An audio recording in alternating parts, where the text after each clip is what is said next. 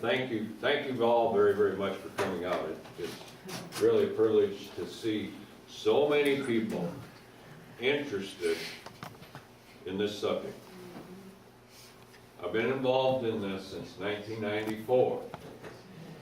That's when I started studying genetically engineered crops. I started the crop nutrition advisory work in 1992. We changed our farming practices on our farm in 1989. And after the 3 years, we decided to start sharing that information with others that were interested. It's much in the way through the experiences of the family farmers that I've been privileged to work with all across the United States and Canada that I can share with you a lot of the information I'll show you tonight. The pig study, which I am the primary coordinator of and co-author on, I'll share information with you about that. The bulk of what I show you in the beginning will lead up to what brought that about. The other privilege I have is working with some of the top scientists throughout the world in their respective fields of research. There's only one name on this list, Dr. Carrasco, that I don't communicate and work with directly in some fashion. I will quote his work.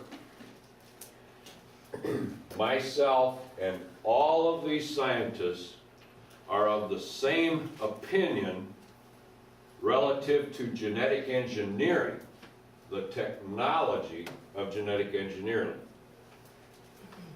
If and when the technology is implemented in crop production, like they say the objectives and the goals are, and after they focus on that goal and objective, refine and perfect the technology to rid the side effects that I'm going to share with you, we're absolutely in agreement that it's a good thing.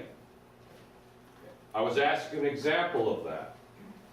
The production of insulin in our country uses genetic engineering.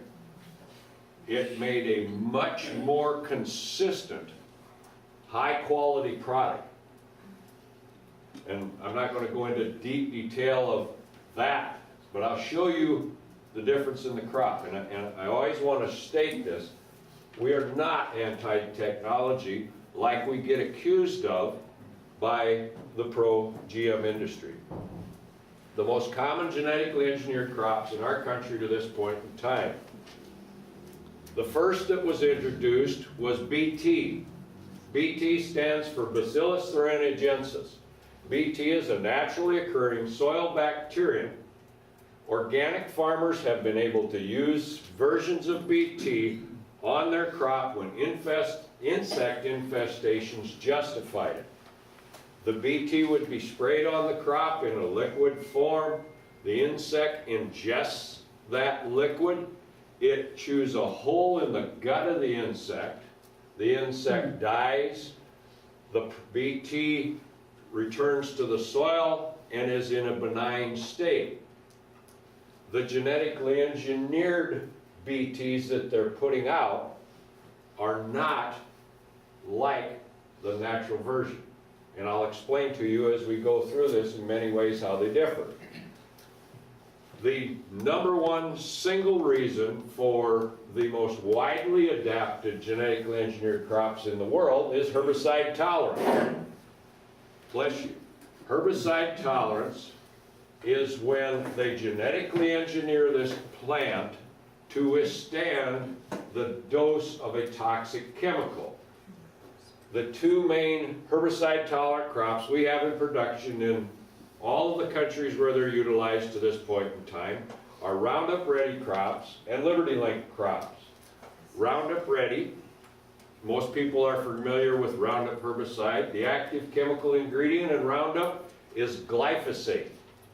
You're going to hear that term more times tonight than you ever thought you'd hear in one meeting ever. The active chemical ingredient in Liberty herbicide is glufosinate. The ways in which these chemicals are similar, they're designed to kill everything they touch, except the genetically engineered crops that is designed to withstand the dose of this toxic material. Glyphosate-resistant crops that we have in production are alfalfa, canola, corn, cotton, soybeans, and sugar beets. Glyphosate-resistant wheat has been developed but has not been introduced into crop production. The Liberty Link crops that we have in production are canola, corn, cotton, soybeans, and sugar beet. There is also Liberty Link rice that has been developed, but it is not in production. The goals of genetic engineering. The number one goal, which is touted, is we need to increase the food supply with genetic engineering, increase the yield capabilities, because without this, we cannot feed the world's growing population. The next goal, which is stated, is we need to increase the nutrient content of the crops. And the example, or the poster child example of the nutrient increase is golden rice. The golden rice has been talked about for many, many years. It's still in the development stages.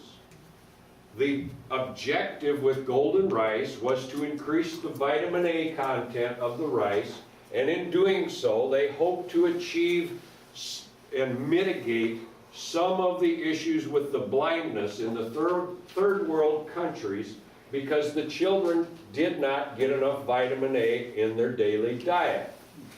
Well, golden rice does have a slightly higher vitamin A content than the original rice did. You only need to consume approximately 27 pounds of this rice per day to get your vitamin A content. It does not perform agronomically. The biggest reason that it's not utilized is, number one, it doesn't yield like it's supposed to. The second biggest reason that it's not going anywhere, there are no mothers in any country in the world that want to have their children used as experiments in the safety testing on this crop. We're told that they're going to genetically engineer the crop for drought tolerance. The in-plant insect protection of the BTs, the goal is to reduce insecticide use, and that's certainly a good idea. The herbicide tolerance, again, reduce herbicide use and improve the ease of weed control. This is absolutely positively the number one reason why farmers have adapted this technology everywhere that it is implemented around the world. And in the beginning, there was a reduction in the amount of herbicides used. But I will show you how it progressed as time has come forward. We'll take a look at everything that has happened relative to the technology. The increased yield. In 1996, the first Roundup Ready or glyphosate tolerant soybeans were introduced. They were available for purchase. Our land-grant universities were afforded the opportunity to put that Roundup Ready soybean in a test plot in their research plots, which is the purpose and the function of our land-grant universities, is to research things that should benefit farmers. They had multi-year data at the University of Nebraska, 5 years, and they proved that the genetically engineered Roundup Ready soybeans yielded less. There was a term that came to be established relative to this less yield. It was known as yield drag. After about the 6th, 7th, 8th year, somewhere in there, the land-grant university researchers no longer had access to this seed that was genetically engineered. The companies that held the patents on the genetically engineered crop restricted the language in the terminology for the tech fee and the researchers were no longer allowed to research it, nor was a farmer allowed to do a side-by-side comparison on his farm. This progressed to a point, and as we started to see insect resistance build up with the BT, there were 28 state entomologists from land-grant universities across our country wrote a letter to the EPA complaining about this fact. They signed this letter anonymously and unanimously. They didn't want their name on it because of fear that they would be singled out and targeted by the industry by having their name on it. After that letter came out, there was a slight loosening up of the availability of the seed, but they had another piece of paper that they were required to sign if they were given access to the seed. And that said, before you can release the results of this research, you have to have the written consent of the patent holder. So if the results of the plot were not favorable, do you think we saw them? There was also a report written in 2009 by the Union of Concerned Scientists. They looked at all of the research data that was available from day one at all of the land-grant universities relative to genetic engineering, and it was entitled Failure to Yield. The genetically engineered crops yielded less. On our farm in northwest Iowa, we had access to the first BT corn in 1997. Everything we did in this side-by-side comparison was the same fertility-wise. The difference in our seed cost, the BT corn was $12 an acre higher. The seed was, from the beginning, higher priced. The yield on the conventional 2390 was 149 bushels per acre. This is in 1997. The yield on the BT was 146 bushels an acre, so that was 3+ bushels an acre less.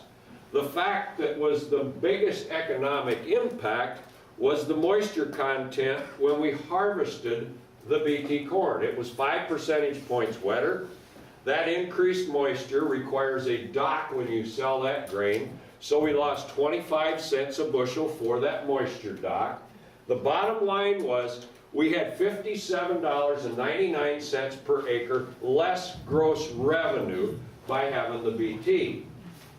We had heard that farmers in Nebraska with cattle, the BT corn, the cattle were showing resistance to it. They didn't want to graze on the stalks. So we thought we'd do a little experiment. We took some of the conventional corn and some of the BT corn and put it in opposite ends of a feed bump.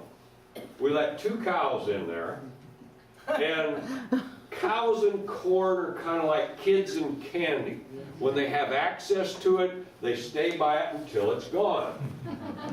They ate the conventional corn, they smelled the BT corn, and walked away from it. We had never witnessed anything like that before. We repeated that. The next year, we did the same thing in a test plot. We did it 2390, 2390 BT, side by side. The second year, we ended up losing $58.95 an acre by having the BT corn. Now that BT corn, or that conventional 2390, was a good, sound, all-around agronomic hybrid. The plant breeders did an excellent job of covering all their bases. It had natural tolerance and or resistance to corn borer. There were other hybrids that the seed company had that it seemed like they stopped short and didn't complete the process of putting all of these good agronomic characteristics in place. That's what the seed company focused on where they put the BT. They put it in a poorer hybrid. They sold it for more money, and thus the popularity began to increase. Plus, when this kind of result showed up, if you had a sound hybrid and they put BT in a sound hybrid and it yielded less, do you think they told the farmers about it? No. Herbicide use rates. The part about reducing herbicide use was this on corn and soybeans. before there was Roundup Ready crops, you would put a pre-emerge herbicide out, and then you would spray post-emerge after the crop was up. Many farmers didn't use the pre-emerge because they were of the mindset, I'm going to go out here and spray Roundup and I'm going to kill everything but the crop and I'll save money. That's what happened in the first 1, 2, 3 years. But then it didn't work so well anymore. By 2010, because of this continual use and lack of management and rotation in crop production, the rates of glyphosate that were being applied in different parts of the U.S. were as high as 96 ounces per acre, and there were farmers making 2 and 3 applications of this in their soybean fields because they had weeds that they couldn't kill with any rate. In Argentina in 1996, they introduced the Roundup Ready soybeans. The rate was 2 liters per hectare. By 2010, they were using 10 to 20 liters per hectare.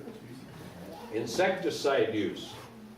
Before BT corn came on the market, we would scout for corn borer. We would treat for them with an insecticide as needed. It was known as an integrated pest management program. 10 to 20% of the time, you would have to treat for corn borer based on the growing season. With the introduction of BT, now they had this insecticide in the plant all season long. If you sprayed an insecticide on to control corn borer in a conventional hybrid, that insecticide could wash off or dissipate. BT is in every single cell of that plant. They said, don't worry about it, it's not going anywhere. Well, there's a scientific study that documents the fact that they found one of the BT proteins in 93% of the pregnant women's blood they tested, and 80% of these women passed that BT toxin onto the blood of their babies. The other fact about the insecticide use that has become so concerning, we have this BT insecticide, and these BT hybrids, whether it's corn or cotton, these hybrids are registered with the EPA as an insecticide. So we have 80+% of the corn and 90+% of the soybeans that are insecticides. We used to use the insecticide for that corn borer 10 to 20% of the time. I think you can maybe get a few more chairs on that west side. So look what happened to the insecticide use. Now, Dr. Benbrook from Washington State University in 2008 looked at all of the pesticide use in our country from the beginning of genetically engineered crops until that 2008 time period. He showed the same thing, that in the beginning it dropped a little bit, but then by 2008, if you look just at that year, there was a requirement of 26% more pesticide to raise the genetically engineered crop than there was the conventional crop. But the thing that he could not quantify, because he was measuring pounds of pesticide sold in our country, he could not quantify all of this pesticide that went out in the crop. And a colleague that works for the USDA Ag Research Department is an entomologist. He said the overall disruption that we have seen in our insect population, in our ecosystem, as a result of BT, we have lost a lot of our good predator insects. And subsequently, now we have other opportunistic insects that we have to treat for with regularity because the predators are gone. Seed treatments. An insecticide on the seed was unheard of when genetically engineered crops were introduced. Today, you cannot buy a genetically engineered corn or soybean seed that does not have a neonicotinoid insecticide on the seed. A neonicotinoid is a systemic product. It will stay in that plant for 3 to 4, as much as 5 months, depending on the conditions and the plant. The neonicotinoids have been banned in a number of European Union countries because of their contributing to the colony collapse disorder in honeybees. They are also, there was just a study published that showed they're also contributing to human nervous system disorders affecting the brain. What about the problem insects? Well, the adult rootworm beetle is the insect you see on this corn plant. The rootworm larva is an insect that comes from the soil in the spring. These beetles will lay the eggs for next year's larva crop. The larva hatches in the soil in the spring when the ground is warm enough. If the populations are high enough, they feed on the corn roots. They feed on the corn roots to a great enough effect, the corn will fall down. After they're in the larva state, they go through a cocoon, they come back as the adult beetle, the life cycle goes over again. If they're in high enough population, they chew the silk off of the corn. Farmers scout for this. Now they need to put an insecticide on to stop that, in addition to it already being BT. If they chew the silks off, there's no kernels on the cob. We have rootworm resistant insects to the BT in Iowa, Nebraska, South Dakota, Minnesota, and Illinois. It's documented by the university. So what is the motivation? Is it to grow more food? Is it to enhance the nutrient content of the crop? There's something known as a technology fee. This is the royalty charged by the company that holds the patent on the genetically engineered seed. The farmer has to pay this in addition to the cost of the seed for every bag of genetically engineered seed he purchases every single year. In the end of 2010, I thought, I'm going to do the math on this. I was in the seed sales business when the genetically engineered crops were introduced. I watched the increased prices in the seed, and I knew what was the tech fee. So I sat down and I looked at the corn and the soybeans. I contacted people that I knew that had information about cotton, canola, and sugar beets, because I had no first-hand information with them.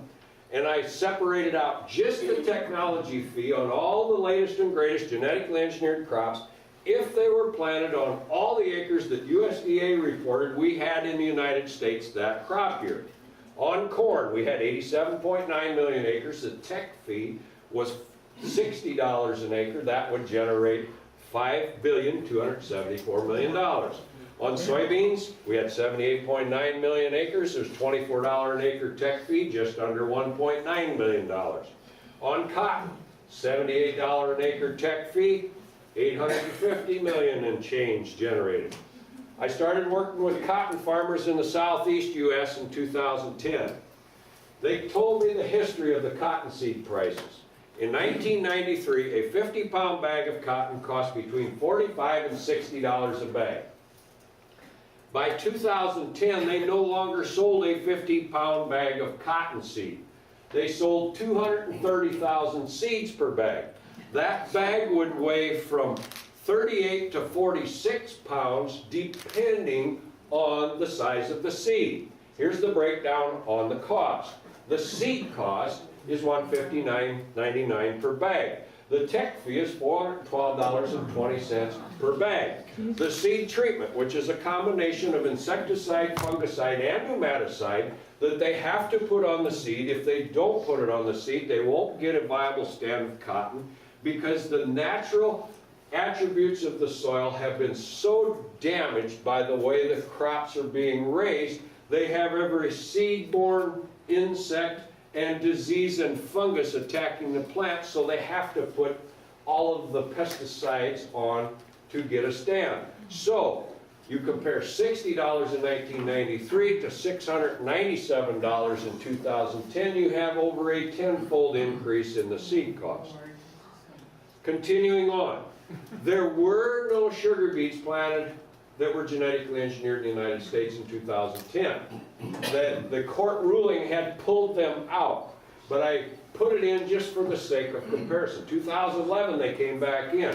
Today it's over 90+% of the sugar beets planted to genetic engineered. Again, that would generate 96 million based on North Dakota's planting rates.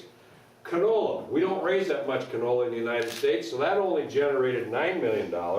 We subtotal all of these crops in the United States, presuming all of the acres were planted in 2010, that would generate just under $8.7 billion. I was in Canada a little over a week ago, or early last week I guess it was, and I did the numbers on the canola crop in Canada in 2010. The acres in the tech feed, 1.2 billion. So if you round that off in a rough estimate, it's 9.9 billion in the United States and Canada for tech feed for 1 year. That's not seed, that's not fertilizer, that's not chemical, that's tech feed. What could possibly be the motivation? We have been told, and sadly, by some of the researchers who know better at our land-grant universities, that plants have been genetically improving for thousands of years. Now that is true, but when they make this description, they are inferring that genetic engineering is just an accelerated pace of this thousands of years of genetic improvements in the plant. This is absolutely untrue. The genetic engineered process will never occur in nature like they're doing it in the lab. A foreign gene is inserted or shot into the DNA of the plant. There is no precise control as to where it will be placed in the DNA of the plant. When they insert it, they need a promoter. A cauliflower mosaic virus is used as a promoter. Once it's in there, it has to activate it somehow. That's what the promoter does. You have to turn on the switch. In addition to that, we have to make sure we have full infection throughout all the DNA of the plant. They may use something like an agrobacterium, which is a cancer cell of the soil, in essence, or a component of E. coli as an infection mechanism. They need these infection mechanisms to get full dispersion of that trait and characteristic throughout all the DNA of that plant. In the example of the herbicide tolerance, if you don't get maximum full infection, you could have it in the top 2/3 of the plant. You spray on this toxic chemical that's designed to kill everything, the top survives, the bottom doesn't, and you're in trouble. So they have to have these infection mechanisms. And because it's so unnatural, they have to use these infection agents. Well, they're supposed to, in addition to that, they'll purposely develop a genetically engineered bacteria that's resistant to antibiotics. This is used as a marker to show that it's present in the DNA of the plant. When they patent these genetically engineered birds and crops, they are supposed to tell somewhat of a specific placement of these events in the DNA of the plant, as well as all of the items in the virus or bacterial or infection mechanisms that they use to accomplish this. The European Food Safety Authority analyzed 85 different genetically engineered crops. They found that 54 of them contained an unidentified, in some cases, an unspecified virus. Where did it come from? This is a schematic that a retired molecular microbiologist from Washington State provided me with after I met her in September last fall. I was up there doing meetings and I made the statement that you had less than a 1 in 100,000 chance of getting the placement of this insertion in the same spot twice. She raised her hand and thankfully politely corrected me and said, "Howard, it's not that good of odds." She sent me this information. Actually, she sent me a follow-up to this because she refigured it after she sent this. I stayed with this one.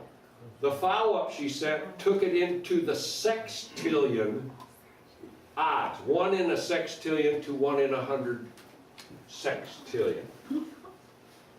I use trillion because everybody's familiar with that. It's the same as our deficit. The potential development of a new protein occurs every time they genetically engineer a plant. What's the effect of this protein, and how many mammals, you and I are the two-legged versions, are involved in this little scientific experiment? 5,400 species. Experience of the side effects. As I said, I've had the good fortune of working with family crop and livestock farmers all across the United States since 1992. A lot of their experiences pointed us in the direction that we ended up going.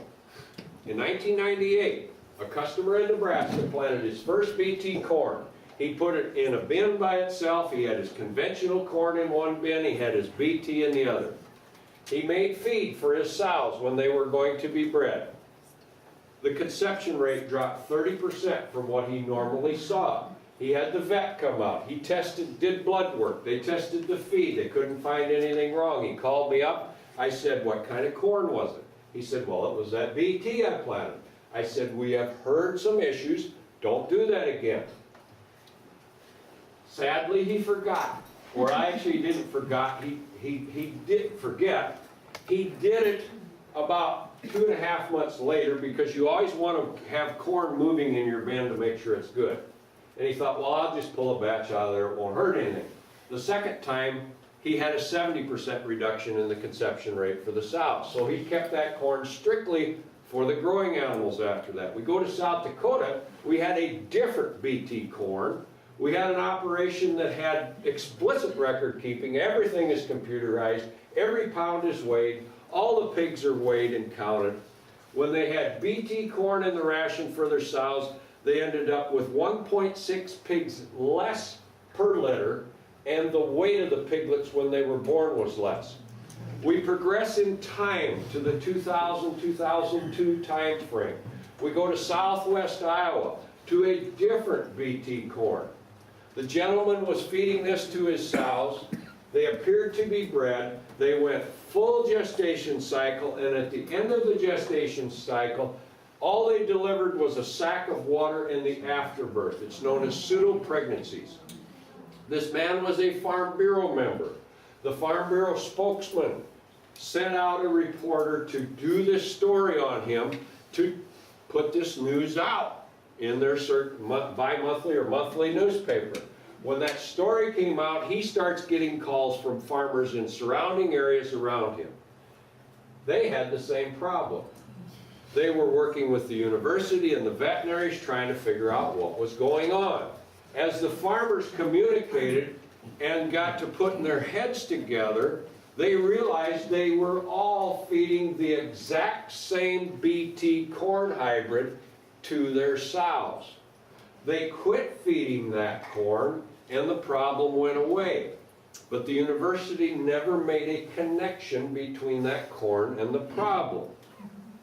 In our part of Iowa, when BT, or genetically engineered in some cases, because we saw it with soybean meal, Roundup Ready, when that was in the ration, we saw an increase in digestive issues, ileitis, salmonella, and bloody bowel. If we got them over this problem and it came back and they succumbed to the disease, a postmortem would indicate ulcers in the stomach of the pigs. We also saw in our nursery pigs a consistency in varying immune system challenges and diseases. Anemia was one of the first ones that showed up. The immune system. Mammals, all mammals have an immune system. For us, 70% of the cells of our immune system are in our digestive tract. It is your first line of defense. when you consume or something enters your body that is unfavorable, your immune system recognizes this and goes to work. Now I want you to imagine that I am your immune system, and this wall is a foreign protein that you have just consumed somehow in food. It is my job to protect you 24/7, 365. Imagine, if you will, that you leave here now and you come back in 24 hours. What will happen to my strength? Do we see an increase in autoimmune diseases in our country? Do we have foreign proteins from genetically engineered crops in 70 to 85% of the processed food in the grocery store? Autoimmune diseases, when the immune system attacks the body's own tissue caused by an antigen or a foreign substance, triggering the production of the antibodies when the foreign invader is detected. The primary symptom is inflammation. I want you to remember that. I'm going to show you pictures of hog stomachs, just what you all wanted to see. It is a little graphic, but no one has ever passed out, and I do know CPR. All of these situations and circumstances started in 1998, and we kept accumulating it and accumulating it and accumulating it. And I had the purpose and the reason to take a tour of a hog slaughter plant. It was a plant that does custom processing of a number of different niche market pork programs. And I went there to see about having them work for us. What I saw on the tour, which was given to me by Dr. McGuire, the veterinary from that plant, caused me to go back and take a whole bunch of pictures of hog stomachs. And I'm going to show you representative pictures of what I saw that led up to our doing the pig study, which I'll explain next. Dr. Newman is a veterinary that I had the good fortune of working for 8+ years part-time when I got out of high school. From 1998 to 2008, we saw digestive issues in the pigs eating genetically engineered feedstuffs. So if you see something for 10 years, and that would be the case of the active veterinaries that were in large animal vet, let's say they saw irritation and inflammation in pig stomachs for 8 or 10 years, what might they consider it? Normal? Yeah. Dr. Newman was the only vet who was semi-retired. He could tell me what a normal pig stomach looked like. Here it is. Overall skin tone color. Very little redness showing at all. This yellow over here, that's mucus. It is there, it's normal, it should be there. It's there as a result of there being no feed to digest. The enzymes and amino acids are continued to be produced. You will see that to some degree in all the stomachs. This is presumably a GM-fed hog. I say presumably because of the fact I don't know that for certain.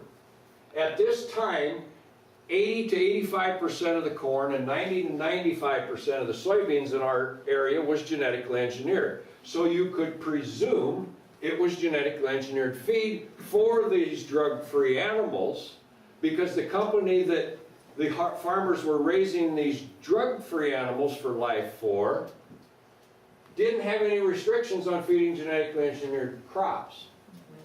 Notice the overall irritation and inflammation in that stomach. There's a small pinpoint ulcer right there. This is another one. Drug-free, presumably GM-fed. Again, overall irritation, inflammation indicated by the redness in the stomach.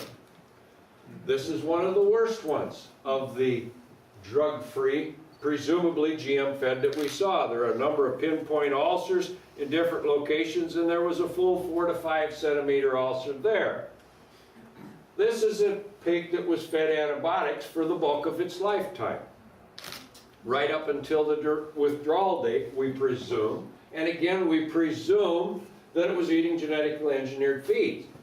Dr. McGuire was quick to point out to me the use of the right antibiotic will reduce the inflammation so you don't see the overall redness in that stomach. But dead center, you can see an old ulcer. This is the worst one of all the antibiotic-fed stomachs that we took pictures of. First time I showed this presentation in South Dakota, there was a man in the back of the room that knew a lot about hogs, and he raised his hand and he said, "There's no way that pig should be alive." I said, "Don't worry, he's not." As a result of this, I was calling this coincidental and circumstantial information. We feed genetically engineered grain to the animals, they got sick. We took it away, they got better. We put it back in the ration, they got sick. We took it away, it got better. Dr. Lane Ingham, who I was working with closely at that time, told me, "Howard, the proper term scientifically is anecdotal. Take it to the next step. Design a study, put the controls in place, and prove it." So, with the help of the good Lord, I was introduced to Dr. Judy Carmen in Australia. We drew up the protocol to feed pigs for their lifetime as a meat animal, non-GMO corn and soy, and GMO corn and soy. The day they were weaned off of their mother, they went on these respective diets. They were all equalized for weight and sex before we drew a number out of the hat on who got to eat what. The people that took care of them were completely blinded as to who was eating what. The only person that knew what was where is the person that had to put the feed in the feeder. The results of the study are what I'll show you next. This is Dr. Carmen, this is Dr. Robinson. He's one of the very experienced licensed practicing veterinaries that did the autopsies. Dr. Carmen recorded all the information. There were 84 pigs on the non-GM and 84 on the GM when we started. We harvested all of them and collected the organs of all of them and did complete autopsies on all of them. We weighed all of the organs that it was appropriate to do so. Dr. Pustai wanted us to weigh the intestines. That we couldn't accomplish because even though the pigs fasted for over 24 hours before they were harvested, we still couldn't get the digesta out of the digestive tract. This is what, again, a normal stomach looks like. This is what a severely inflamed stomach looks like. The statistical scientific findings of this study. The genetically engineered pigs were 2.6 times more likely to have severe inflammation in their stomach than the non-GM. Of that, the males were 4 times more likely, the females were 2.2 times more likely. I don't know why that is or was. The males were neutered, as is the tendency on all male pigs for meat production. One thing I question, people that are familiar with autism, and I have no idea, I'm throwing this out because one of my good MD friends that thinks outside of the box is here tonight, Dr. Sutton. Boys are more likely to have autism than girls. The gut health is extremely important in autism. So, and that's just a crazy common sense observation, and not, you probably couldn't even call that anecdotal.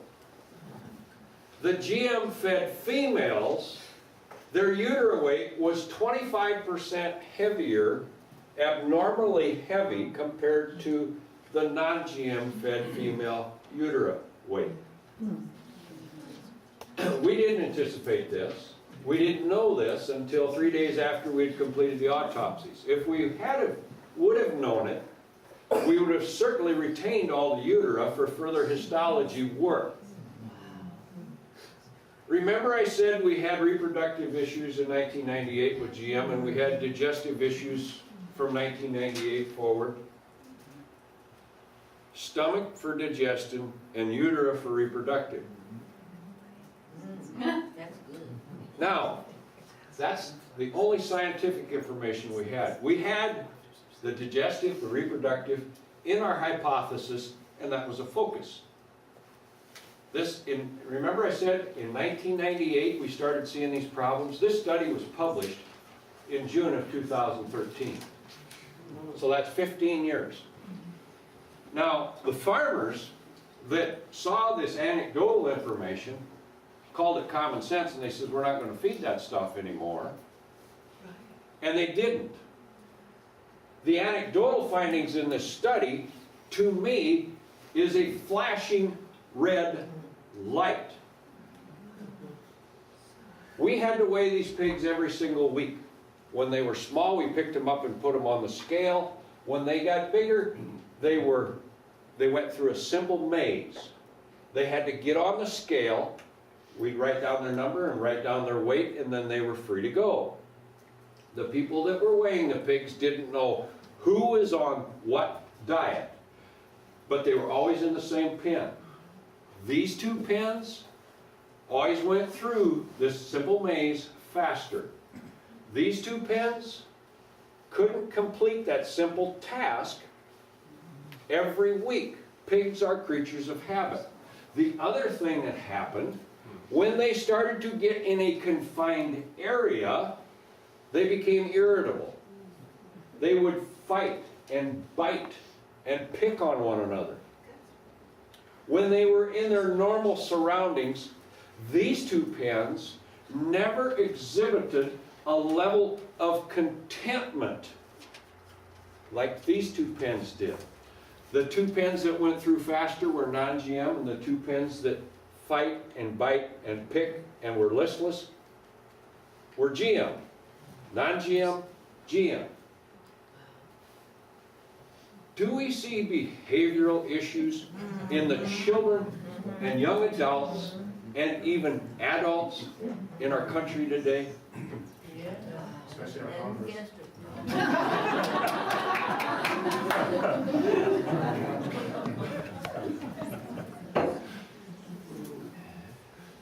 2 to 8 years from the day you know the results of a scientific study to the day it's published. That's normal. I don't think we could wait 15 years to have somebody do a study and look at a correlation between this fundamental change in the food supply and the foreign proteins and the behavior. But that's just, I'm not a scientist, I'm a farmer. We also saw eczema issues on the GM-fed pigs. Here's the simple maze. This was like a circle corral. I couldn't get it all in. I should have. Photography wasn't one of my strong suits in school. This gate would swing around. They just had to go down this alleyway. It was complicated for the GM-fed pigs. Shifting gears, we're going to Ohio. A friend of mine there butchers animals on the farm for meat. On the left, you see one of his non-GM-fed beef carcasses. And on the right, you see one of the neighbor's GM-fed beef carcasses. They say that when you consume a toxin, it will accumulate in the fat tissue of the body. Which one do you think is cleaner, the white one or the dark yellow one? Glyphosate is the active chemical ingredient in Roundup herbicide. It is the most widely used herbicide in the world today. It is estimated that last year there were 880 million pounds of this herbicide applied worldwide. Roundup is one version, and there are countless numbers of generic glyphosate herbicide produced around the world. In the beginning, in 1974, when it was patented by Monsanto, it was used primarily as a burn down type herbicide. My definition of burn down here is we want to no-till farm, so we're going to spray a herbicide on that will kill everything. Now we don't need to till the soil. We can go in and plant the crop. the crop comes up and there's no weeds for it to compete with. That's how it was used in the beginning. When genetically engineered crops are developed, now this chemical that would kill everything it touches can be used on this crop that's genetically engineered to tolerate and withstand it.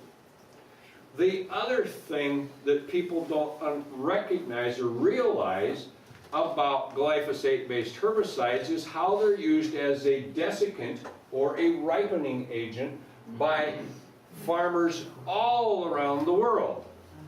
And they're used on non-GM crops, such as oats, wheat, rye, barley, sugarcane, edible peas, cantaloupe, and more. What happens is your crop is close to maturity in the case of the small grains.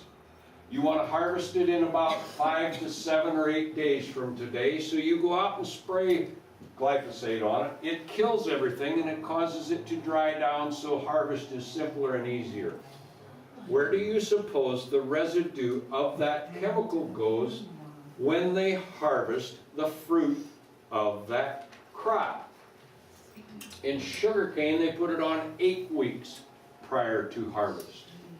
In Guatemala, where they have adapted this practice as much as 8 years ago, Dr. Huber's been working down there for the last approximately year's time, helping them remediate and mitigate the negative effects of glyphosate in the sugarcane crop.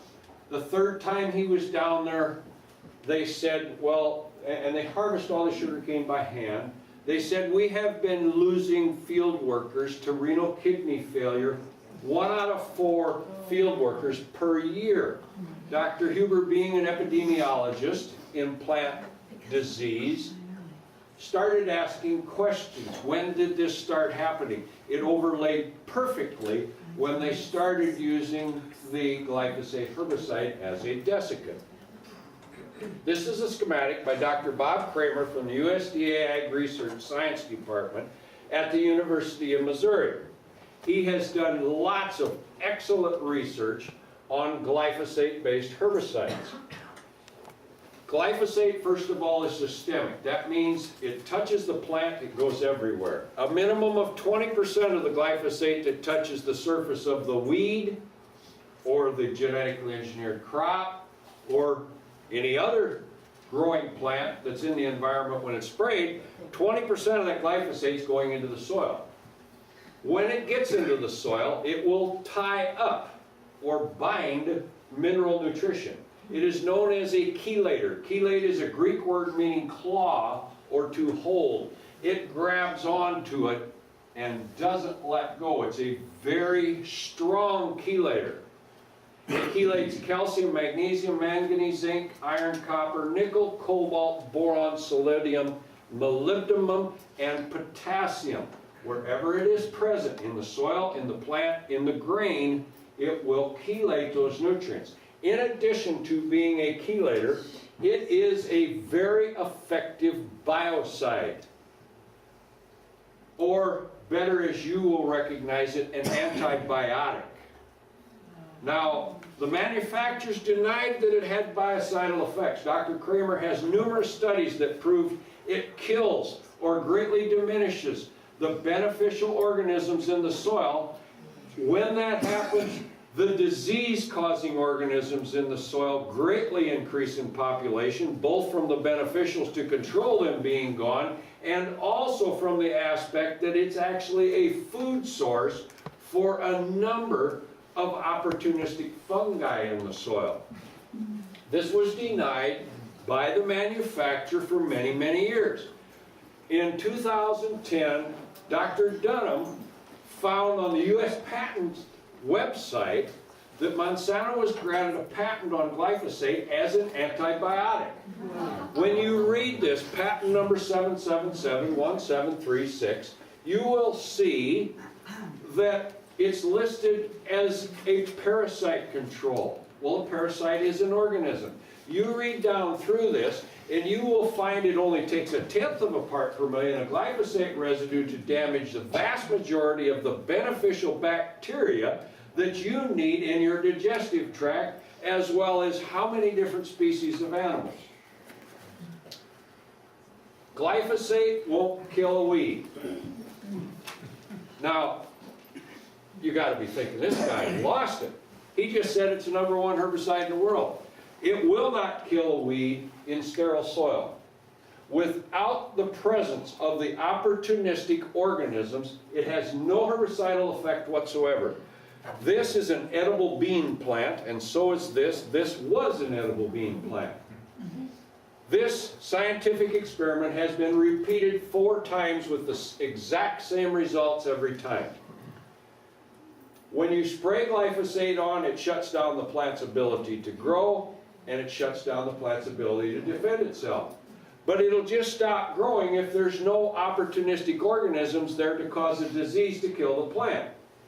Glyphosate continually increases the virulence of the diseases that come from the soil-borne organisms that cause the disease. This is an example on this side. This is a corn stalk split in half, as are all of these corn stalks split in half. They purposely injected them with anthrax. Anthrax causes stalk rot. The plant doesn't have an immune system, it has a defense mechanism. That defense mechanism kicked into gear and stopped that infection from hurting that plant. You can see it kind of walled off and the stalk is still good diameter. On these, they injected the same amount of anthrax, but they sprayed it with glyphosate.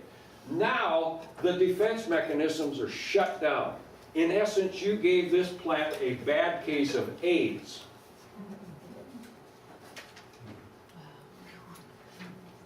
Glyphosate in a conventional, the conventional soybean, the glyphosate-tolerant soybean. This is another published scientific experiment from Dr. Kramer and Luis Silvioli. They had the conventional soybean, they had the glyphosate-tolerant version, they grew them in identical circumstances. They sprayed the one with glyphosate, not the other. They measured the effects. The lignin content, the woody or the fibrous material of the plant, significant decline at a reduced rate and full rate of glyphosate. The photosynthesis or the sugar production capabilities of the plant significantly declined. The amino acid production of the plant, the ability for the plant to defend itself against disease, significantly reduced. The water use efficiency. The glyphosate-resistant plant that was sprayed with glyphosate required more than twice as much water to raise the same amount of plant biomass. Do you have a lot of rain in your state? Not this year. When the lignin content drops in the plant, the stalk is weak. This is a picture that was taken in Iowa the morning after a 50-mile-an-hour wind came through the neighborhood. This is conventional corn, this is glyphosate-tolerant corn, standing side by side. The diseases that increase as a result of glyphosate use in a field. Everything from apples, which is canker, to wheat, take all or head scab or root rot. You put glyphosate on 1 year and don't put it on for the next 2, you will dramatically increase the likelihood of take-all disease in wheat. When you have these diseases, you have the potential for production of mold and mycotoxins in the crop that's growing there, caused by this opportunistic fungi in the soil. This is a picture of cornfields in Iowa in 2010. If you were driving across Iowa and you saw the bulk of the corn looking brown, what would you think it was? Terrible drought. Drought? Some people say dead. If the vast majority of it is brown, what might you call it? Normal? This picture was taken the last week of August. Our corn is not supposed to be brown until sometime in the end of October, depending on when we receive a killing frost. And that's what it looks like you eat that? This was all Roundup Ready corn. because of this constant increase in opportunistic organisms in the soil, the fungal diseases, as well as now bacterial diseases. There's a bacterial infection in corn known as Goss's wilt, is affecting the corn crop based on the weather that we have. This non-GMO cornfield is actually normal. When you have more fungal diseases, what more do you need to put on to raise a healthy crop? Fungicide. But it still didn't do the job. Glyphosate-resistant weeds. We know there are more than 24 weeds that are quote-unquote resistant to glyphosate worldwide. They're not resistant, they're becoming super weeds, and they will continue to do this. This is the picture of the amaranth pigweed. It's a very famous weed to farmers in the southeast United States. When it's full grown, it's about 3 foot tall. It used to be. When it was full grown, in the good old days, it had 100,000 seeds on it. Today, the farmer left a section of this field grow on my request. They will get 10 to 12 feet tall. They have 400,000 to 500,000 seeds on it. You can put a gallon, not a quart, of glyphosate herbicide on this weed and you can't touch it. Once it's 2 inches tall, it grows 2 to 4 inches a day. When it gets over 4 inches tall, you could put 8 different herbicides in the tank together and you're not going to touch it. The cotton and peanut farmers have one way to get rid of it because they don't have a good herbicide program to use on that weed and they don't have a quick canopy to have natural control on that weed. They hire hand laborers to come through and remove that weed from their field. I know of farmers that have spent $150 per acre to have it removed. You can't cut it off because it'll grow back, you have to dig it out. In Iowa, we have something called tall water hemp. It's a first cousin to the amaranth pigweed. This is a farmer's field. I started working with this farmer this past year. He won't be using that herbicide program this coming year. He sprayed that field 3 times with rates of glyphosate. He wouldn't even tell me how high he put on, and he didn't kill the weed. If that weed has to grow up and compete with corn, it's 8 to 10 feet tall. Glyphosate residues in 2010 and 2011, Paul Capel from the U.S. Geological Survey Department set up monitoring equipment in Iowa and Mississippi. They monitored the glyphosate residue levels in the air, in the rain, and the river during the growing season. They found significant levels of glyphosate in the air, in the rain, in the rivers throughout the growing season in Iowa and Mississippi. Don't worry, they didn't find it anywhere else because they didn't look for it there. We have found glyphosate residue levels in alfalfa, barley, corn, edible peas, potatoes, soybeans. I could go on and on and on. I'll draw your attention to the alfalfa. The alfalfa was non-GMO alfalfa. The way the glyphosate residue got in the alfalfa was through the form of manure. There was poultry litter applied to the alfalfa field as a source of fertilizer. It is typical to see 2/3 of a quart of glyphosate herbicide in 3 tons of poultry litter based on the testing that we have done in various cases and circumstances over the last how many years. In 1994, the EPA said 2 parts per million per day per life wouldn't hurt anybody. Last year on the 1st of May, they announced that they were raising glyphosate residue tolerance levels on virtually everything that they have a tolerance level for. Corn, soybeans, canola, carrots, onions, on and on and on and on. Forage crops that you feed to livestock, you can get up to 400 parts per million glyphosate residue. You may ask, why did they do this?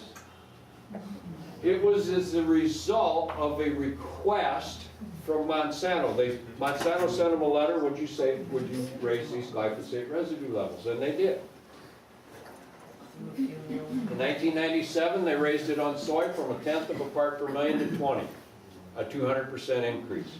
We routinely find 5 to 10 parts per million in soy. They did random sampling in Argentina early with last year's harvest. In the 11 samples they tested, they found seven of them had the higher than 20 parts per million tolerance level established worldwide, and some of them were as high as 90 parts per million. There was a scientific study just published out of Norway. They did sampling of soybeans in Iowa that were raised. They had the same varieties of soybeans in a number of instances. They had non-GMO soybeans, they had organic soybeans, and they had glyphosate-tolerant soybeans. They did nutritional and chemical analysis for residue on all of them. The glyphosate-tolerant soybeans consistently had glyphosate and AMPA in them. AMPA is the compound that glyphosate degrades to when it starts to break down. But the nutritional composition of the glyphosate-tolerant soybeans was less in every case. So the rule of substantial equivalency kind of goes out the window with that test. Seralini is a French scientist who's done a lot of excellent research on glyphosate and genetically engineered crops. In one of the studies that he conducted, he documented the fact that a half of a part per million of glyphosate residue killed both the sperm and the egg. Infertility. Why are there so many fertility clinics in our country today? 0.2 of a part per million of glyphosate residue causes endocrine disruption. Endocrine disruption to a fetus or an embryo in the womb spells varying forms of birth defects. Endocrine disruption in an adult, you have cells dying and regenerating and reforming in your body every day. What happens when you have abnormal cells develop in your body? Cancer. Dr. Carrasco conducted a study because he was seeing consistently birth defects to the babies that were born to the women that lived immediately surrounding the soybean fields that were being aerial sprayed with Roundup herbicide. He used frogs and chick embryos, and he purposely exposed the embryos to different levels of glyphosate residue. He documented the fact that 2.03 parts per million of glyphosate residue caused significant birth defects, facial cranial defects, flat spots on the head, cleft palates, and ruptured purpura, as you see in the bottom left of this picture. Since 1998, they have a 447% increase in birth defects in that area. Last fall, there was an article that talked about the dramatic percentage increase of the babies born in the Yakima River Valley with encephalopathy. You go back and you do a little investigating and you find the only herbicide they have allowed for weed control in that river valley for the last 15 plus years is glyphosate based. Glyphosate's a very strong metal chelator tying up calcium, which could affect teeth and bones, affecting iron, which could affect the blood, chelating manganese and zinc, which could affect the liver and the kidney, chelating copper and magnesium, which could affect the brain. The reduction in the connective tissue in the brain, dementia, Parkinson's, Alzheimer's. This is a picture of a stillborn baby calf, manganese deficiency. Dr. Art Dunham in northeast Iowa. In that part of Iowa and up into Minnesota, they had to be careful to never add any manganese to their feed because there were such high levels naturally present in the soil. If they put any additional manganese in, they could have toxicity that would adversely affect them. In 2004, he started seeing abnormalities in the livestock. The animals were healthy in the morning and dead at night. No clinical signs of ill health. Primarily cattle. It happened in pigs as well later. He started doing the proper epidemiology. He would take a sample of that liver, send it to Iowa State University, and have a full mineral analysis conducted on that liver. they weren't seeing manganese levels at 15 to 20% of what they should normally be. There's multi-year data on animals that died just like that in beef and pork at Iowa State that shows these micronutrient levels are in the gutter.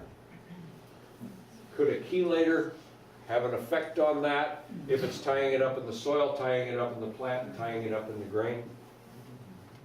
Dr. Nancy Swanson is a PhD physicist retired from both the Navy and Washington State University. She did an investigation. After I first saw this, I did my best to contact her. After about 3, 4, 5 weeks time, I finally got a response. I called her up on the phone, had a wonderful conversation with her. She shared with me what motivated her to do this. She had varying health issues herself. Being the scientist she is, she connected the possibility of the food she was eating causing these various issues. So she very selectively removed ingredients from her diet that came from genetically engineered crops. She removed them one at a time, and this ailment went away, and this ailment went away, and this ailment went away. In some cases, she put them back, and the ailment came back. So she was testing on herself. When she was finished with this, and she was feeling good, she said, I'm going to investigate this. So she looked at the USDA numbers of the production of genetically engineered crops and the subsequent use of glyphosate herbicide in our country, starting in 1996 up till 2012 on this graph. Now I'm going to tell you, there is absolutely no proof of cause and effect between this and the subsequent diseases. But I'm going to show it to you anyway. She looked at all of these different diseases from the CDC. We do have some copies of this if you're interested in one. I don't know if there's enough for everybody, but you can go on the Moms Across America website and download that, all of this chart information. We'll look at glyphosate use in autism. In 1990, here's the glyphosate use, the red line. 1996 is when we introduced genetically engineered crops, and the glyphosate use went up. You could also see the autism went up. Now that doesn't prove cause and effect, but to a physicist, this correlation factor of 98.5%, the question you ask is how high is it going to be the next year? Because the trend is climbing. Dr. Stephanie Seneff, who's done a lot of work on autism, in 2007, 1 in 150 children in our country had autism. By 2009, it's 1 in 100. By 2013, it's 1 in 50. As I mentioned earlier, in boys, it's 1 in 29. With the current trend, if something doesn't change, by 2020, 1 in 2 children in our country will have autism. Diabetes. The green line is the trend line. We're starting at 1980. Here's 1996. You see an increase in genetically engineered crops and glyphosate used in the purple and the red line, and you see the increase in the diabetes, 98% correlation factor. This is not cause and effect.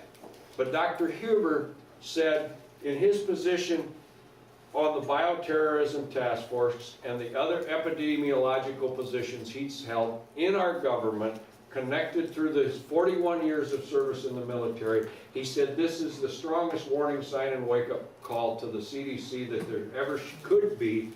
Why isn't there a full-fledged investigation as to why we have this epidemic increase in these diseases?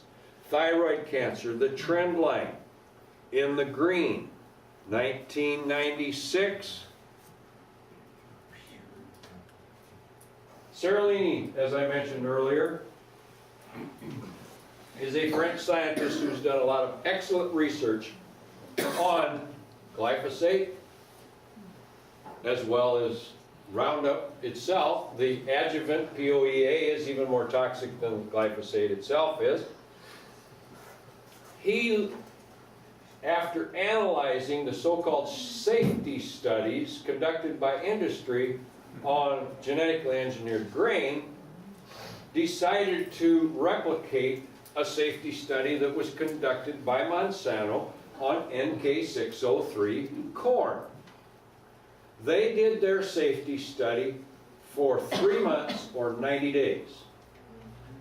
And their own data showed warning signs in the kidney and liver blood work that justified further investigation and extreme caution. It did not indicate safety, but that's what they said it was, and it was approved and deregulated.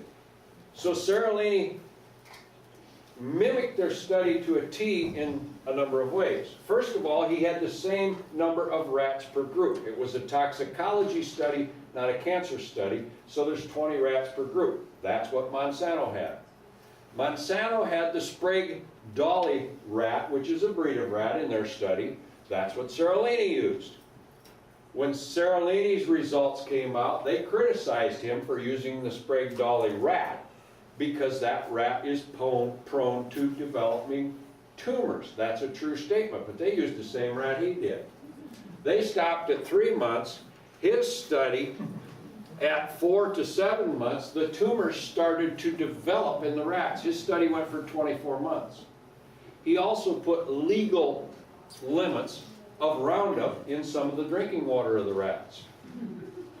The end result, 50% of the males and 70% of the females died prematurely.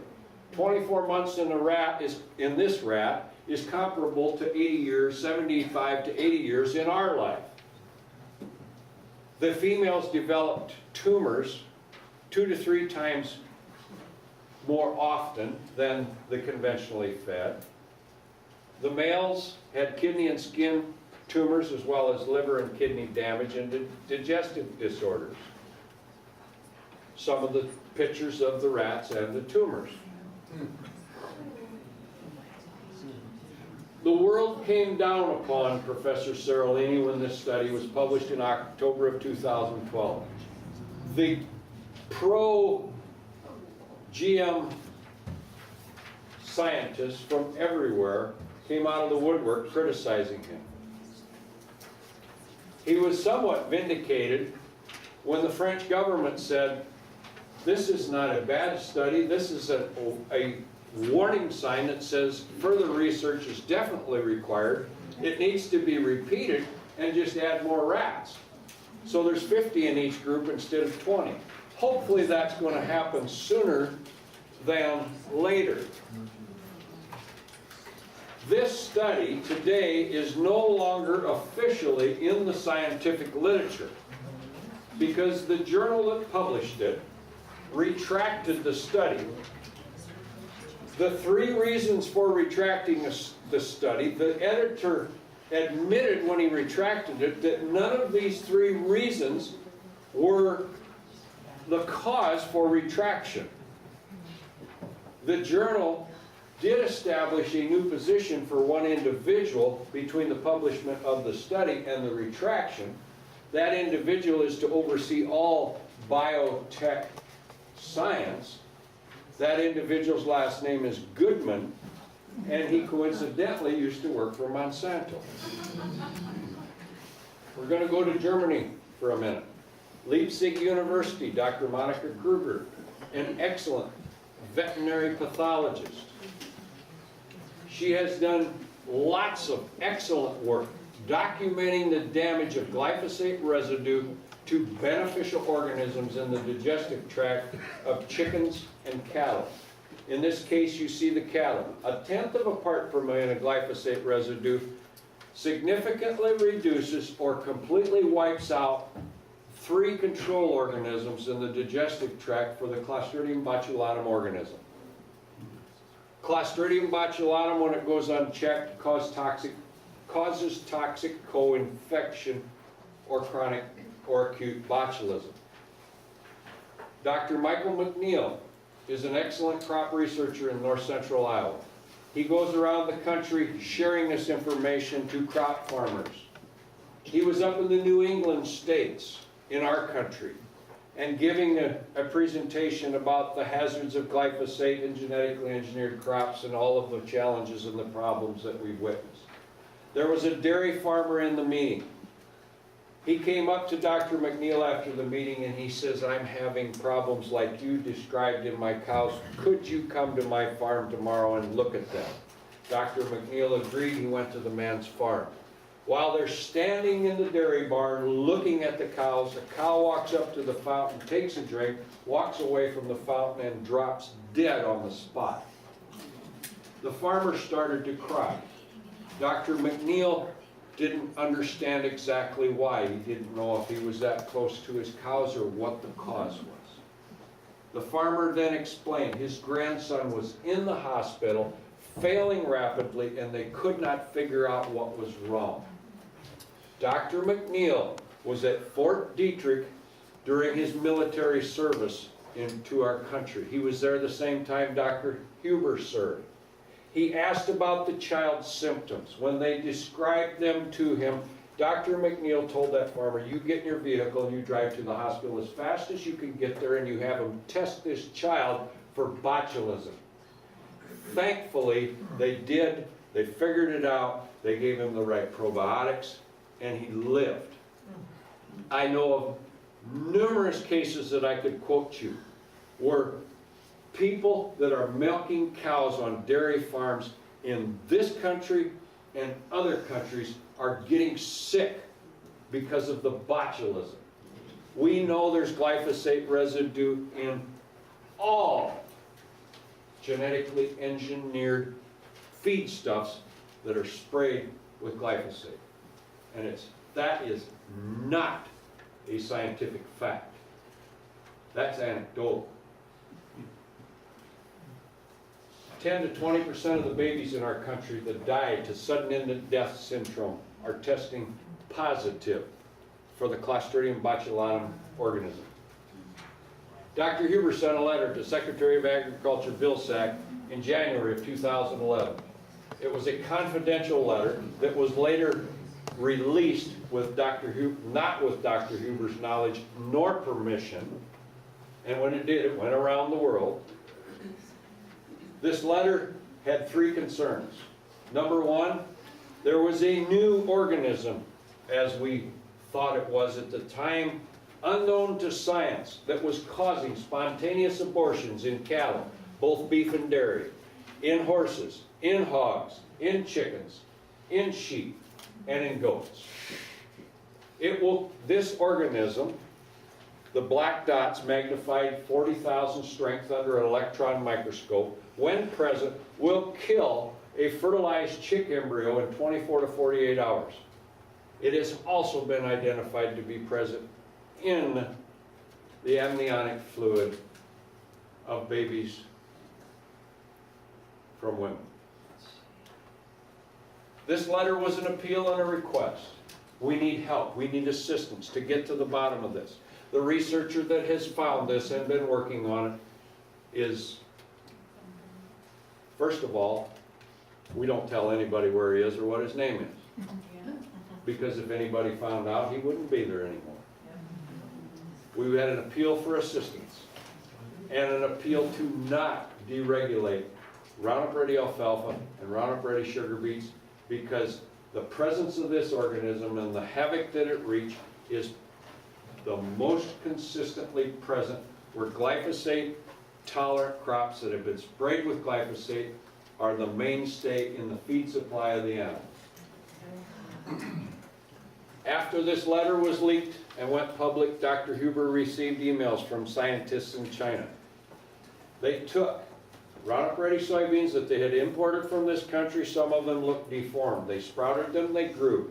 They grew up to the V3 stage. They cut the leaf. They took the sap out of that leaf and they put it under an electron microscope. They sent Dr. Huber pictures of this suspect agent that were uncannily similar. They identified it as a novel protein unknown to science. Nobody has identified it as of yet. We're getting closer. What do you see in this picture? Wind. That is a combine harvesting corn that was sprayed with glyphosate herbicide.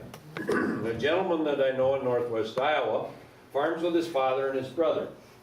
His brother had Liberty Link corn, his father had Roundup Ready corn. He noticed that there was an abnormal increase in the amount of dust behind the combine. So he grabbed some samples. He collected a sample of the Roundup Ready corn dust off of those fields, cleaned that spot off. They did the Liberty Link corn, got a sample of that. He also grabbed a sample of dust that he found in his hog confinement building where he custom feeds hogs. He sent these samples to Midwest Labs in Omaha, Nebraska, and asked them to do a mold count and identification on this dust. So they did. When they sent the results back to him, they said, warning, anybody working in an environment where the CFU count is over 1,000 CFUs per gram, that's colonization forming unit, should have a protective breathing device on. The hog dust was 14,000 CFUs per gram, 1,000 is Aspergillus niger, 10,000 Aspergillus species other, and 3,000 penicillium. The Liberty Link corn is 7,200,000, 700,000 is Aspergillus, and 200,000 is penicillium. The Roundup Ready corn is 15,600,000, and it's all Aspergillus species. The reason I show you this, that's what a dust mask will look like after you wear it while you're scooping the bottom of the corn, or bottom of the grain out of the bottom of the grain bin. Farmers that don't wear them, I know, have ended up in the hospital with pneumonia. Depending on the year and the weather and the conditions to cause a dramatic or a minor increase. We know the glyphosate kills the good bugs that cause the bad ones to increase. The bad ones increase, they cause the plant disease. The plant disease causes the increased mold and mycotoxin. Depending on the year, the people need to breathe the air during harvest. One year at the college where my wife worked, which coincidentally was an excellent year weather-wise for the diseases to thrive in crop production, there was 15 to 20% of the people ended up in the hospital with pneumonia-like symptoms. We have witnessed a consistent trend in respiratory ailments in people at harvest in the rural communities. This is an interactive slide. I need you to participate with me in this. Do you recognize any of the names in the center of the circle? Have you ever seen a commercial on TV that says if you can't afford your medication costs, contact us, we have a program to assist you? Yeah. Sponsored by AstraZeneca. Have you ever heard of atrazine herbicide? One of the oldest corn herbicides used in crop production today. The makers of that product is AstraZeneca Syngenta, who is also the 4th largest genetically engineered seed producer in the world. When you see or hear Bayer, what's the first thing you think of? Have you ever heard of Bayer Crop Science, the makers of Aztec insecticide, Liberty herbicide, and genetically engineered crops? When you see or hear Pfizer Pharmacy Upjohn, what do you think of? You know, in Canada they say Viagra. But anyway, they were the sole parent company of Monsanto for a very short period of time, and they're still connected. So we've established the fact that all of these companies are in the pharmaceutical and chemical business. We're going to start with chemical. I want you to give me one word that you might use to describe a chemical that is used to kill a weed or an insect, and you're describing this chemical to a 5-year-old child. What one word might you use? Poison. Poison and killer. Killer, poison, okay? We use chemical to raise crops. What do we raise crops for? Food. Cereal and grain. What do we feed the bulk of the grain to? If there were to be a residual effect in using this poison in raising the crops, do you think it would have a positive or a negative residual effect? If it has a negative effect, which might be in the grain, and we feed the grain to the livestock, and the livestock don't feel good, who might we call? When the vet comes out and looks at our livestock, what might he suggest we give them to make them feel better? If we want them to grow faster so we can lower our cost of production, what might we give them? What do we raise livestock for? Who eats the meat? If there's a residual effect in the use of this poison on the crop that might affect the grain, that could affect the livestock, is there a possibility it affects the meat? If the people eat the meat, where do they go when they don't feel good? After you go to the doctor, where might you go with a piece of paper with the doctor's autograph on it? The pharmacy. Does this present a positive cash flow for the companies in the center of the circle?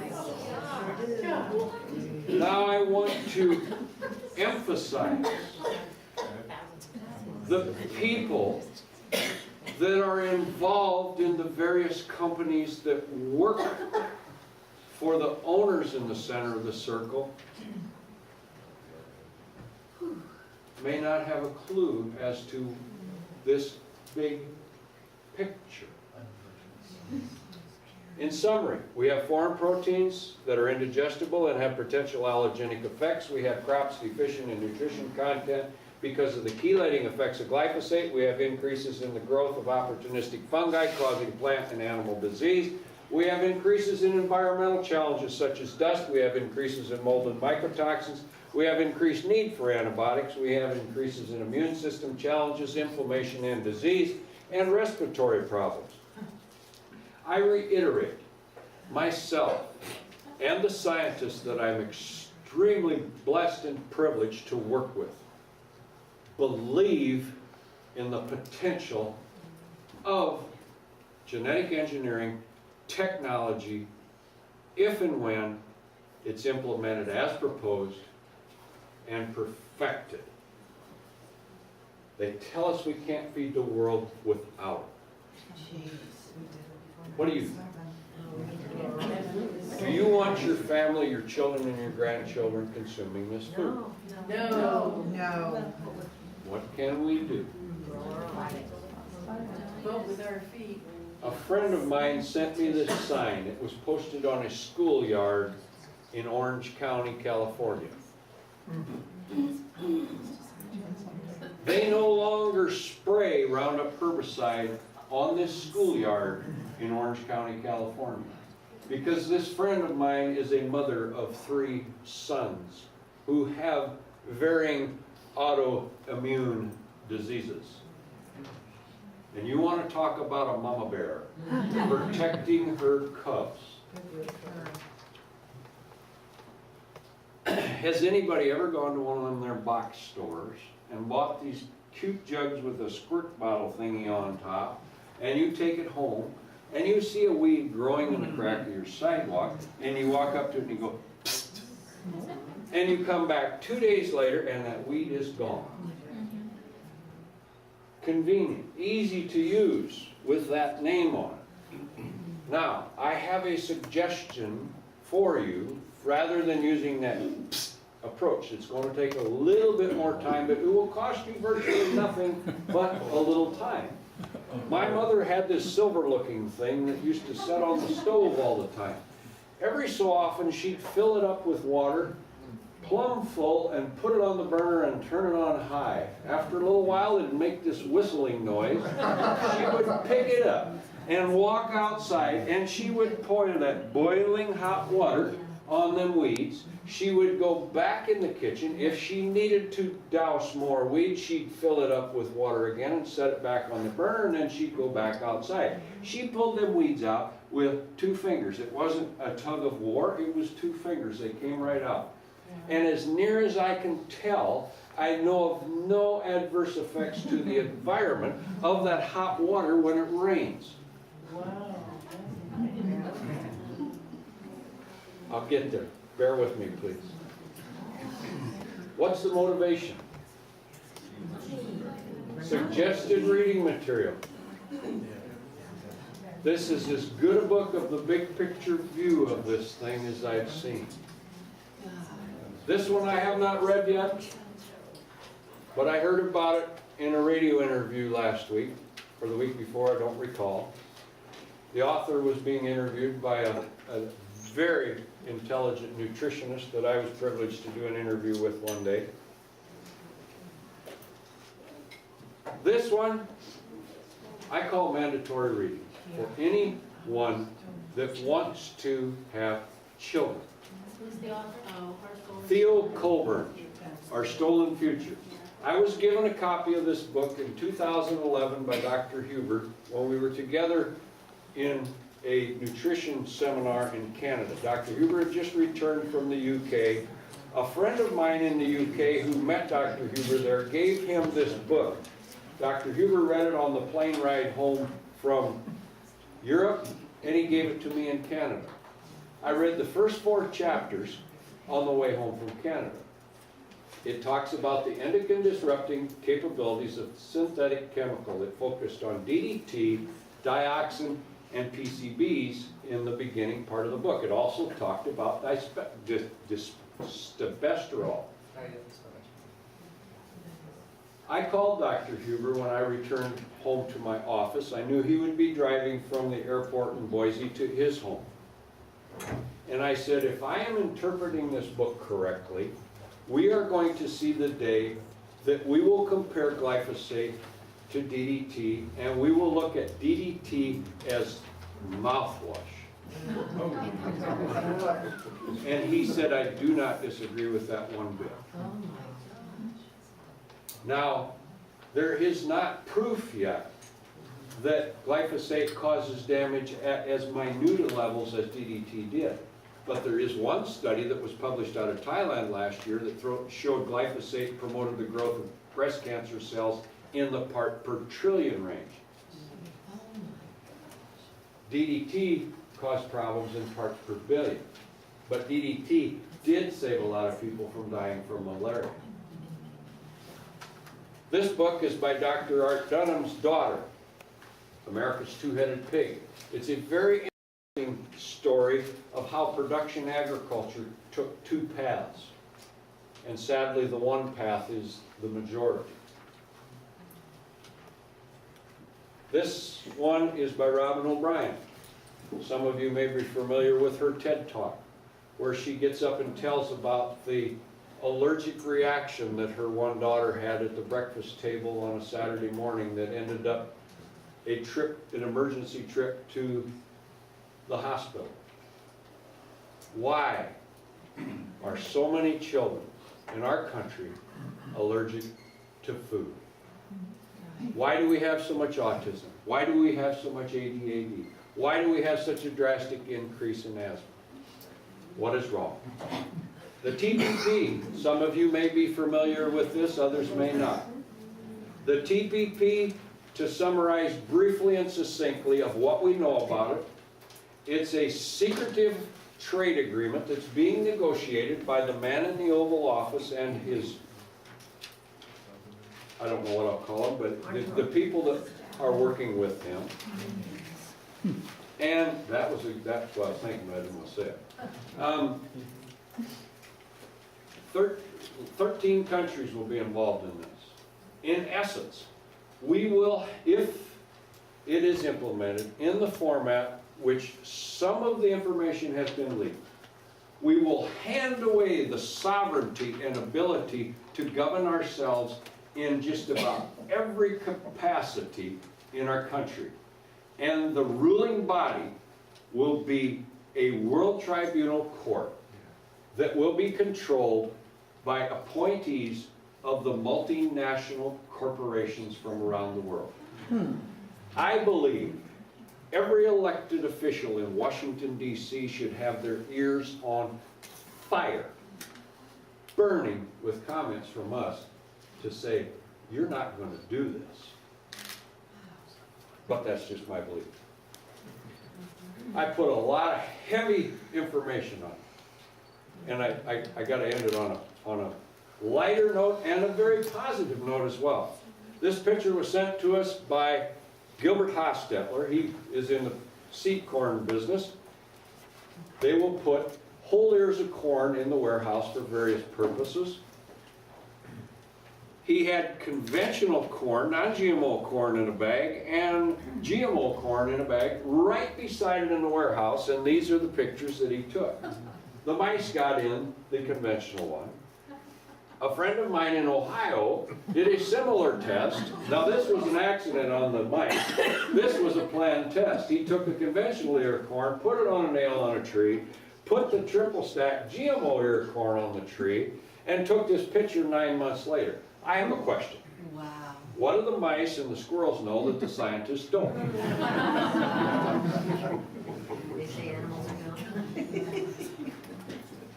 The positive alternative, sustainable, biological, organic production. This is a biological crop production, non-GMO field of soybeans raised in Nebraska in the drought of 2012. The worst drought we've experienced in the Midwest for how many years?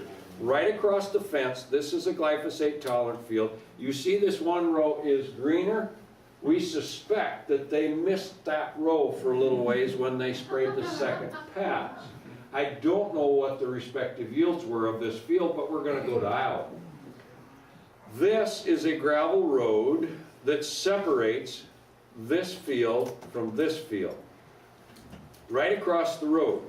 This field, the previous 15 plus years, has been in genetically engineered crops sprayed with glyphosate. This field is a biological production environment with nothing but non-GMO crops since 1989. And you see here, the appraised yield was 28 bushels per acre. This was not harvested for grain, it was chopped for silage and fed to cattle. It was sprayed with glyphosate herbicide in this growing season, as it was the other crops of previous years. This was conventional, again in a biological system. Now if you imagine, we're going to go to the south end of this field, and we're going to go across the fence. There's another genetically engineered cornfield that was sprayed with glyphosate that was appraised at 27 bushels per acre and also chopped for silage. We're going to come down here another direction from this field, and there's another cornfield that was triple stacked, GMO, sprayed with glyphosate, appraised at 12 bushels per acre and chopped for silage. This one was at 109. What Why? am I wrong? Paying attention. Why- Doesn't it why- contaminate? Why are they growing? Yeah, why are they buying the more expensive things that's not yielding them more money? In the extremes, this is showing up. And I'll explain a little bit more. I got 2 more slides, I think, or 3. Research. I said I'm privileged to work with some of the most talented scientists in the respective fields from around the world. If anybody is inclined in any way, shape, or form to want to contribute to that, we have a 501(c) that we have set up that any donation is fully deductible. The money that should be flowing into the problems that we're identifying and need to get to the bottom of is going totally the other direction. It's all controlled by someone else. If you are so inclined, send me an email. I'll send you the form. I do have a few of them printed off here today. If you want to take it, you make a check out, send it right to them. They'll send you a receipt for the tax deductibility of it. This is a personal request. I have had the good fortune of working with this lovely young lady on a special project. I found out a little over a week ago that she was diagnosed with stomach cancer. I would ask you to pray for her with me on an ongoing basis as we go forward from this event. I'm also going to add my sister to that prayer list. She was just diagnosed with breast cancer 3 days ago. Questions? Yes, ma'am. Could you address 24D, which is about to get approved? It already has been approved by USDA. The 2,4-D tolerant crops, it will be glyphosate and 2,4-D tolerant crops.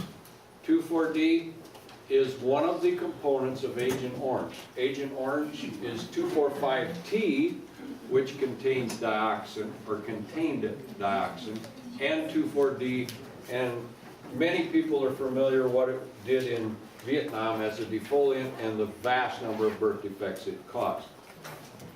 The absolute ludicrous stupidity of this move, I do not understand, because the glyphosate tolerant weeds, 2,4-D has been used on them, attempted for a number of years. It doesn't work. I do not understand why they would introduce this, because it's not going to solve the farmer's problem with the resistant weeds. It makes absolutely no sense whatsoever. And in addition to 2,4-D, they're talking about dicamba tolerant crops, and they stack these traits onto the glyphosate resistant. It's not that they're giving up glyphosate, even though it, in some parts of the country, glyphosate is barely a grass herbicide. It won't kill bluegrass, but they've got this stacked on. They're putting 2,4-D and or dicamba tolerance. Well, dicamba is from a herbicide brand name known as Banville. Banville and 2,4-D are growth hormone regulators. So it's a different mode of action than what the glyphosate is. Again, they're not effective on the super weeds, but they are both very well known for drifting and the volatilization that can occur. The tomato producers in Indiana were the ones that were successful in getting the whoa for a little bit to happen with USDA relative to 2,4-D, because you could spray 2,4-D or dicamba, and they're trying to come with both, on the crop today. Let's say we've got a nice day, it's not windy, everything is good, we spray it. Okay, tonight it gets warm and the humidity goes up. It got sprayed during the day. When it gets warm at night, guess what? It gets up and it moves. And it can move up to 5 to 7 days after it's been applied.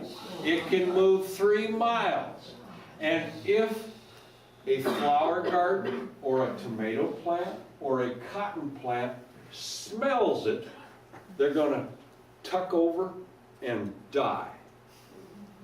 I do not understand why they're introducing it. The University of California, Berkeley did a study on the potential introduction of the 2,4-D and the dicamba crops, and they said, best case scenario, if this technology is introduced, within 14 years we will have weeds that will not be touched by 3 different modes of action of herbicide, and the 3 strongest modes of action that have ever been used.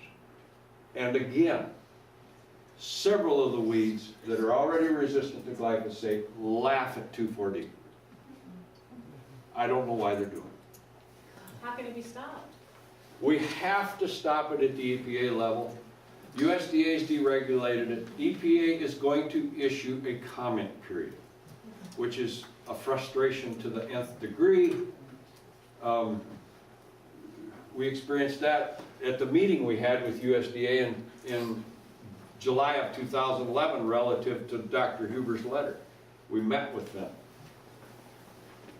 The comment period, they announced to the public, well, we're going to do this, and then they take comments. Of course, they ignore all the comments that are submitted, especially the ones that have any real science applicable to them. And then they end up approving it. But if there's enough of a groundswell, hopefully we can stop it. It's just complete. Derry Brownfield was a radio personality that was on the air for many, many years in Missouri, and he was intelligent, and he was also a character to listen to. He had a saying, stupidity has gone to seed. Well, I'll tell you what, stupidity's gone to seed in Washington, D.C. They're both watering it and fertilizing it. Yes, ma'am. I have so many questions. then our food system is screwed. Right? I mean, can we Here, common sense? and I'll give everybody one question and then, No common yeah, I sense. won't leave until there's more questions, but here's what I see. Okay.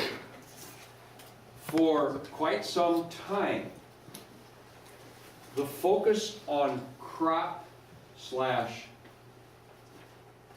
production, it's hard to call some of this food, I'd rather call it a commodity. But the focus on broadacre, mainstream, high-volume crop production has been one thing: bulk. That's what the farmer gets paid for. He does not get paid for quality. So we have bulk based on how the crops are produced, with the development of some of the hybrids and the use of some of the fertilizers. They raise bulk, but the nutrient density or the energy present in the fruit of this crop is deficient. So in essence, the mammals are consuming hollow calories.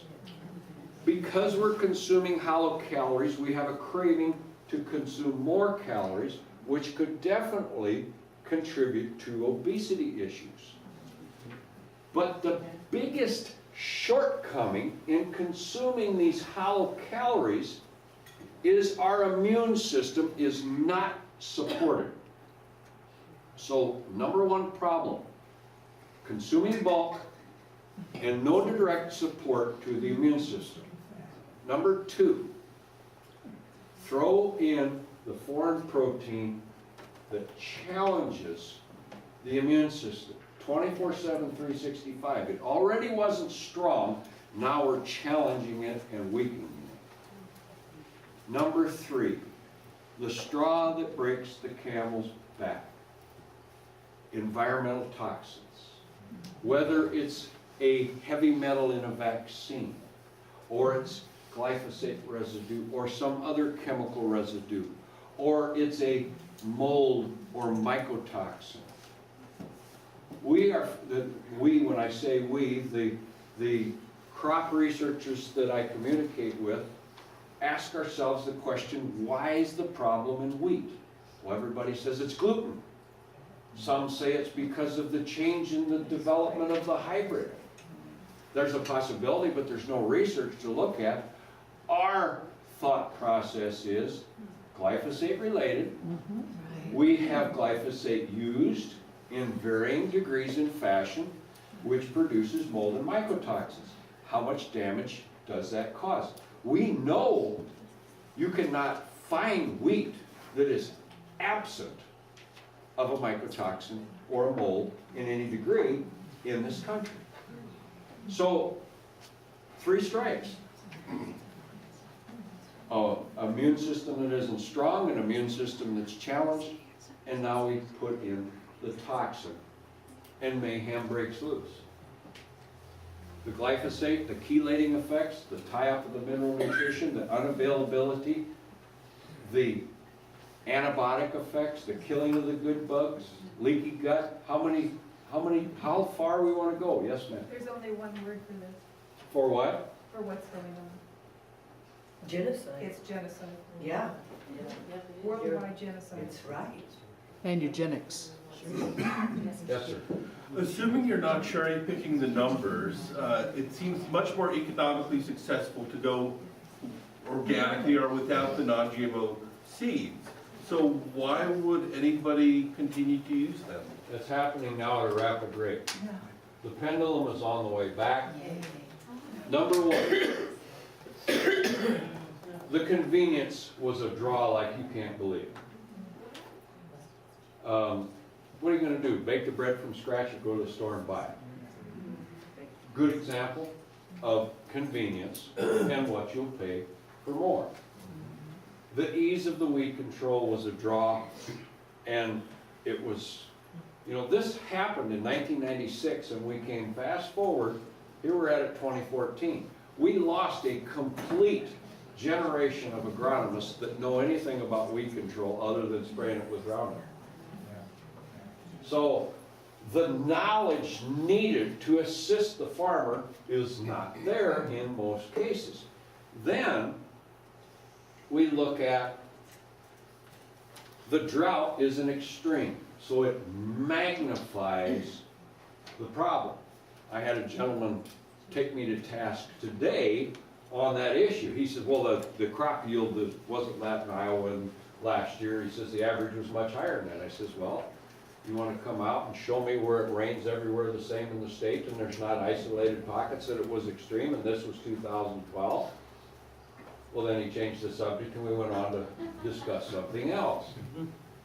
But University of Colorado research, Roundup Ready corn, hand weeded, small plot trial research, random replication, 243 bushels per acre yield. Spray it with glyphosate, you lose 39 bushels an acre, just like that. You have 200 plus bushel corn in your field. You didn't leave a check strip and hand weed it to see what the yield would do. You got 200 bushel corn. Yeah, I'm happy with that. I can make that work. If you put on the micronutrient to remediate and mitigate the ill effects of the glyphosate, you could pick up 28 bushels. That's what that trial showed. So these extremes aren't everywhere and they're not in all the conditions and the circumstances, but the livestock sector, they can't come up for air.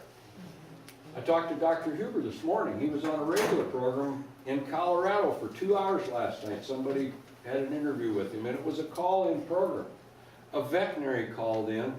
The first hour they talked just with Dr. Huber, then the second hour they opened it up for call-in, and a veterinary calls in. He says, you have explained exactly everything that's happening to my clients. They're going down the tube, and we can't throw enough drugs at anything to save the animals. USDA ignored us. But we are being effective in the areas in a rapidly expanding way where we're making the changes. And bar none, okay, one operation I worked with in South Dakota convinced them they had to get rid of the GMO corn in the livestock feeding ration. They listened. They switched a little bit at a time. They were driving 145 miles one way to get the non-GMO corn that was biologically produced. That's not cheap to do that. They haul it back home. They keep coming and getting it, but they wouldn't tell me what was going on. But they keep coming and getting it, so I'm thinking that it's not bad because they keep coming and getting it. 7.5 months later, they show me the increase in pig production in their operation. It's almost 3 pigs per litter that they've gone up since they put the non-GMO corn in the ration. We had some other Band-Aid effects that we were using and this and that and the other thing. When they shared with me the results of the improvement, I said, you got to go back to the other stuff to find out that it's for real. They just looked at me like, you're dumb. Within a year, they told me the truth. I says, you guys have to switch back to prove this. And the boss said to me, Howard, we know our numbers. Since we have switched completely to non-GMO corn in our livestock operation, we have $250,000 per year more money in the bank. We have less drugs. We have better efficiency. We have less death loss. You make out a check for $250,000 and we'll do your little experiment. Needless to say, that hasn't been done. Another operation called me up. I heard you're the person to talk to about GMOs and potential problems with grain. I talked to so-and-so and I said, how can I help you? We discussed on the phone. I invited him to a meeting. His brother-in-law came to the meeting. They sat to the meeting. They listened to everything. I talked to them afterward. They didn't really say anything. They left. I never heard from him again. A year later, he calls me up. He says, you may not remember me, I talked to you about a year ago. I says, yeah, I remember you. He says, well, you don't know this, but we took your advice. He says, do you have time to answer a few questions? I says, how did you take my advice? He says, we switched a significant portion of our acres to non-GMO corn. We totally revamped our feed mill so we could completely segregate. And he says, we just switched in the nursery. And he says, I want to ask you some questions. I says, okay, fine. Can I ask you 2 questions first? He said, sure. I said, when you switched, did you see a change in the energy level of the pigs, and did you see a change in the stools of the pigs? He said, how'd you know? I said, I just wondered. I said, tell me what you saw. He said, we had an 85% reduction in our injectable antibiotic use the next day. I went to their farm 3 weeks later. They have everything computerized. They got more graphs and charts than you could begin to think of. The man hours required, but anyway, your question. Well, I was back in Illinois for a class reunion last summer and talked to the spouse of a friend. He's growing corn, seed corn. He has the biggest, that's his biggest operation on his farm now, is growing seed corn, because he said all the farmers want to get non-GMO seed, and there isn't any. You said we lost this generation of That's in crop production. Yeah, and it's the same thing with the seed hybridizers. He said to me, because my brother was a seed hybridizer, how do I find some of these stocks that I can use in my hybrids to get the traits that these farmers really want now? The backyard. Well, not there. and the conventional hybrid seed corn production is rapidly expanding. The private companies were ahead of the game for the last how many years because they've been selling out. They continue to do a good job of producing conventional hybrids, and they've been selling out, and things have been going the right direction. It's the ones that have the 2, 3, 4, 5 stack hybrids of genetic engineering. That stuff's accumulating in the warehouse because the pendulum is on the way back. There's a premium of 50 to 80 cents a bushel on corn and $1.50 to $3 a bushel on soybeans if it's non-GMO. And that's going to continue to grow. There's so much switch over in livestock. First of all, from a health point of view, and then consumer demand for the non-GMO meat is just through the roof. Yes, ma'am. As a consumer, I'm trying to buy pretty much all my grains organic, and then also doing the dirty dozen fruits and vegetables organic. I guess there's 2 questions. One, how much is that protecting me and my family health-wise? And 2, how much impact is that going to have to help that pendulum switch over? They're both going to be very positive because let's say the study that was just published in soybeans, and we had organic soybeans, we had conventional non-GMO soybeans, and we had our British soybeans. Well, the nutrition content was higher in the organic. So the nutrition content should be higher in your organic. We need, know your producer, buy as much local and nutrient dense as you possibly can. And what happens when demand increases? Supply does too. Right. Yeah. But buying organic, am I gonna not have the glyphosate or? You can't go to any portion of the world and be completely free of it, in my estimation. The immune system is an amazing thing. The good Lord put it in our body for a reason. It's our protection mechanism. It's our first line of defense. You can deal with a little bit of toxin. You may have to supplement. You may have to do probiotics. In addition to this, monitor the system and see what's needed and what's necessary. It's the best thing we can do. There's no going back as far as, well, we know that the Garden of Eden got messed up when the apple came off the tree, but there's no going back from where we're at. Now, can we get there? Yes, I'm firmly of the belief I'm either an idiot or an eternal optimist. How do we get there? One by one. There's one type of individual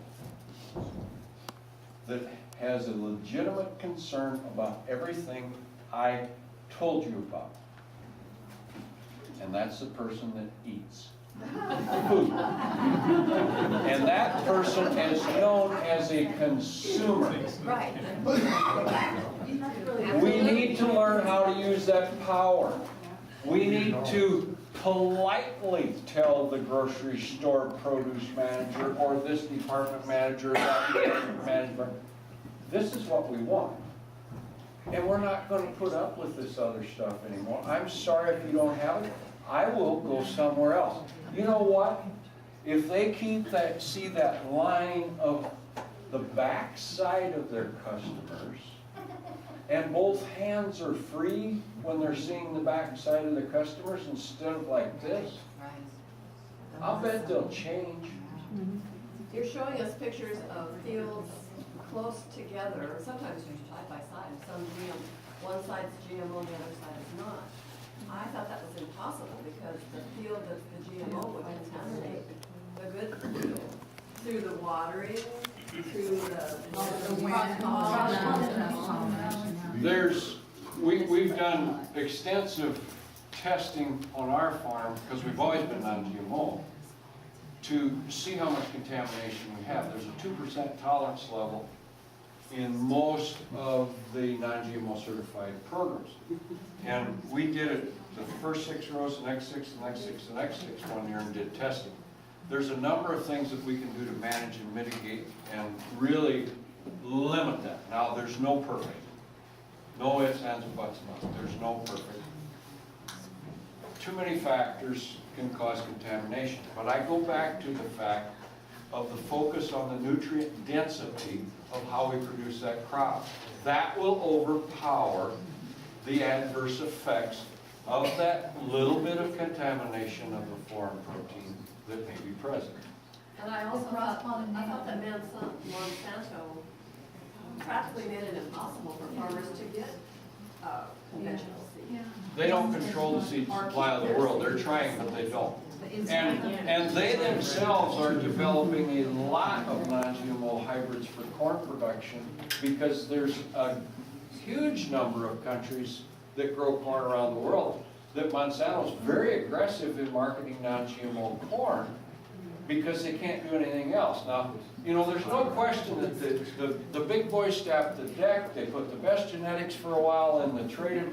That's fallen on their face now. When they got smart and went beyond triple stack to the quad stack, the cost and the price they paid was so immense that the performance and the production started slipping.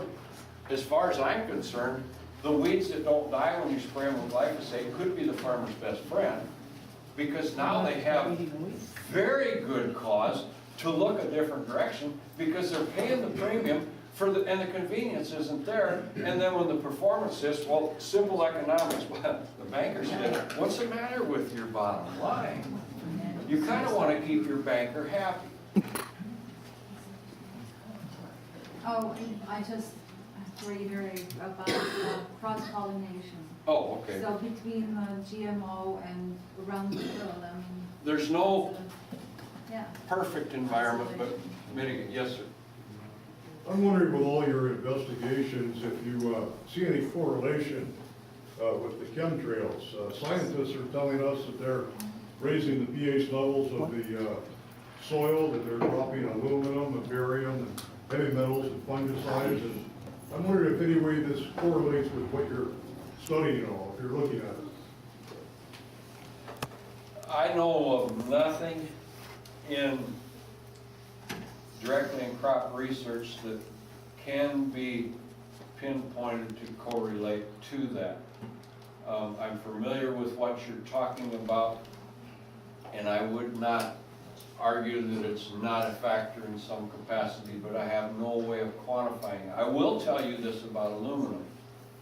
I know there are byproducts that farmers have used in crop production, such as beet lime, and there's a significant amount of aluminum in that.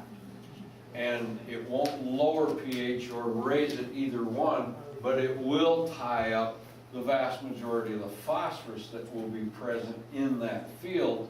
I have been fortunate, or the farmer's been unfortunate to have the problem, but we have mitigated, remediated that effect very rapidly with the right source of calcium applied in the right amount. That field I showed in the slide of the amaranth pigweed in southeast Georgia, that was a portion of the farm that I didn't work with the first year that I worked with that operation. The portion of the farm that they gave me to make recommendations on, I made a recommendation and we eliminated 85 to 90% of that weed with no herbicide and no tillage. Now, there was a tillage passed to incorporate the calcium source that we applied to bring that soil more into balance, but that weed spectrum just went, and the weeds that were there were very easy to manage. He just couldn't believe it. He says, how can you get rid of that many weeds without any chemical whatsoever? And like I showed the president of the Farm Bureau today at the meeting at the Capitol building, I says, right here, I don't leave home without this book. It's called Weeds Control Without Poison. And he did, I asked him, I says, is herbicide the answer to weed control? And he says, absolutely. And 5 minutes later, when he quit talking, I says, okay, how many years have you been spraying herbicide? Well, as long as I've been farming. I says, why do you still have weeds?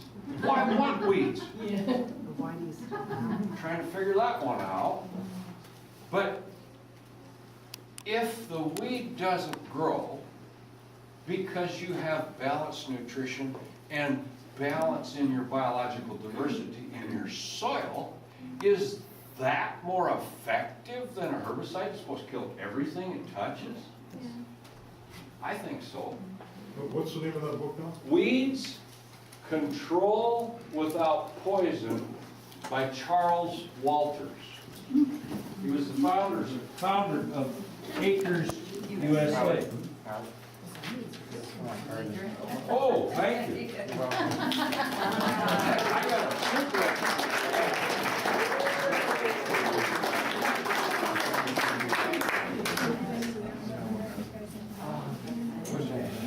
Clearly, the field soil can be rehabilitated. How long does it take? Okay, to make that the last question, because the parents is out, get up early in the morning, and so we need to let them go to bed. Okay. Last question. Do you want to go to coffee?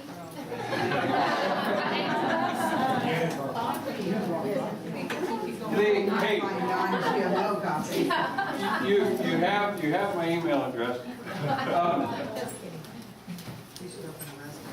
If we use all the tools in the toolbox, you can take the worst damaged soil. Dr. McNeil did it in his area.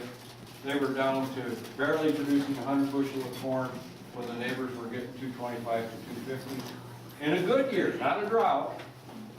And use all the tools in the toolbox properly that we have been developed as these problems have continued to manifest themselves, and we're still developing more tools.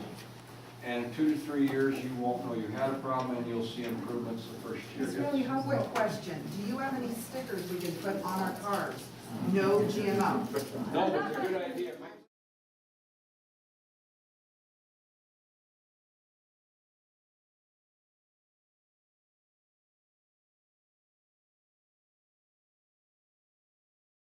Like rice that has been developed, but it is not in production. The goals of genetic engineering. The number one goal, which is touted, is we need to increase the food supply with genetic engineering, increase the yield capabilities, because without this, we cannot feed the world's growing population. The next goal, which is stated, is we need to increase the nutrient content of the crops. And the example, or the poster child example of the nutrient increase is golden rice. The golden rice has been talked about for many, many years. It's still in the development stages. The objective with golden rice was to increase the vitamin A content of the rice And in doing so, they hope to achieve and mitigate some of the issues with the blindness in the third world countries because the children did not get enough vitamin A in their daily diet. Well, golden rice does have a slightly higher vitamin A content than the original rice did. You only need to consume approximately 27 pounds of this rice per day to get your vitamin A content. It does not perform agronomically. The biggest reason that it's not utilized is, number one, it doesn't yield like it's supposed to. The second biggest reason that it's not going anywhere, there are no mothers in any country in the world that want to have their children used as experiments in the safety testing on this crop. We're told that they're going to genetically engineer the crop for drought tolerance. The in-plant insect protection of the BTs, the goal is to reduce insecticide use, and that's certainly a good idea. The herbicide tolerance, again, reduce herbicide use and improve the ease of weed control. This is absolutely positively the number one reason why farmers have adapted this technology everywhere that it is implemented around the world. And in the beginning, there was a reduction in the amount of herbicides used. But I will show you how it progressed as time has come forward. We'll take a look at everything that has happened relative to the technology. The increased yield, detail of that, but I'll show you the difference in the crop. And I always want to state this. We are not anti-technology like we get accused of by the pro-GM industry. The most common genetically engineered crops in our country to this point in time. The first that was introduced was BT. BT stands for Bacillus thuringiensis. BT is a naturally occurring soil bacterium. Organic farmers have been able to use versions of BT on their crop when insect infestations justified it. The BT would be sprayed on the crop in a liquid form. The insect ingests that liquid. It chews a hole in the gut of the insect. The insect dies. The BT returns to the soil and is in a benign state. The genetically engineered BTs that they're putting out are not like the natural version. And I'll explain to you as we go through this in many ways how they differ. The number one single reason for the most widely adapted genetically engineered crops in the world is herbicide tolerance. Bless you. Herbicide tolerance is when they genetically engineer this plant to withstand the dose of a toxic chemical.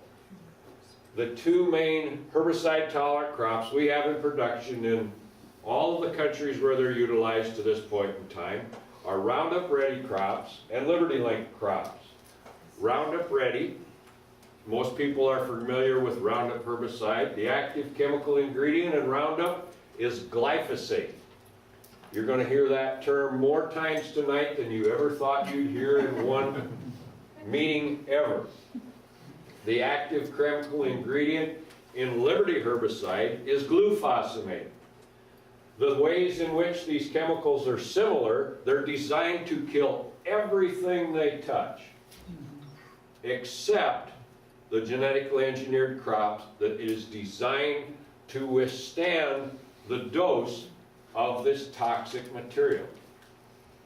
Glyphosate-resistant crops that we have in production are alfalfa, canola, corn, cotton, soybeans, and sugar beets.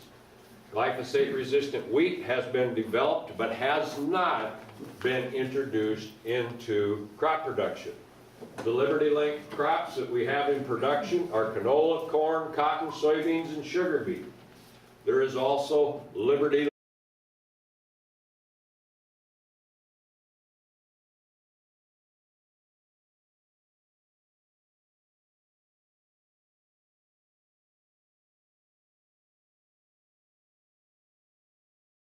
Thank you all very, very much for coming out. It's really a privilege to see so many people interested in this subject. I've been involved in this since 1994. That's when I started studying genetically engineered crops. I started the crop nutrition advisory work in 1992. We changed our farming practices on our farm in 1989.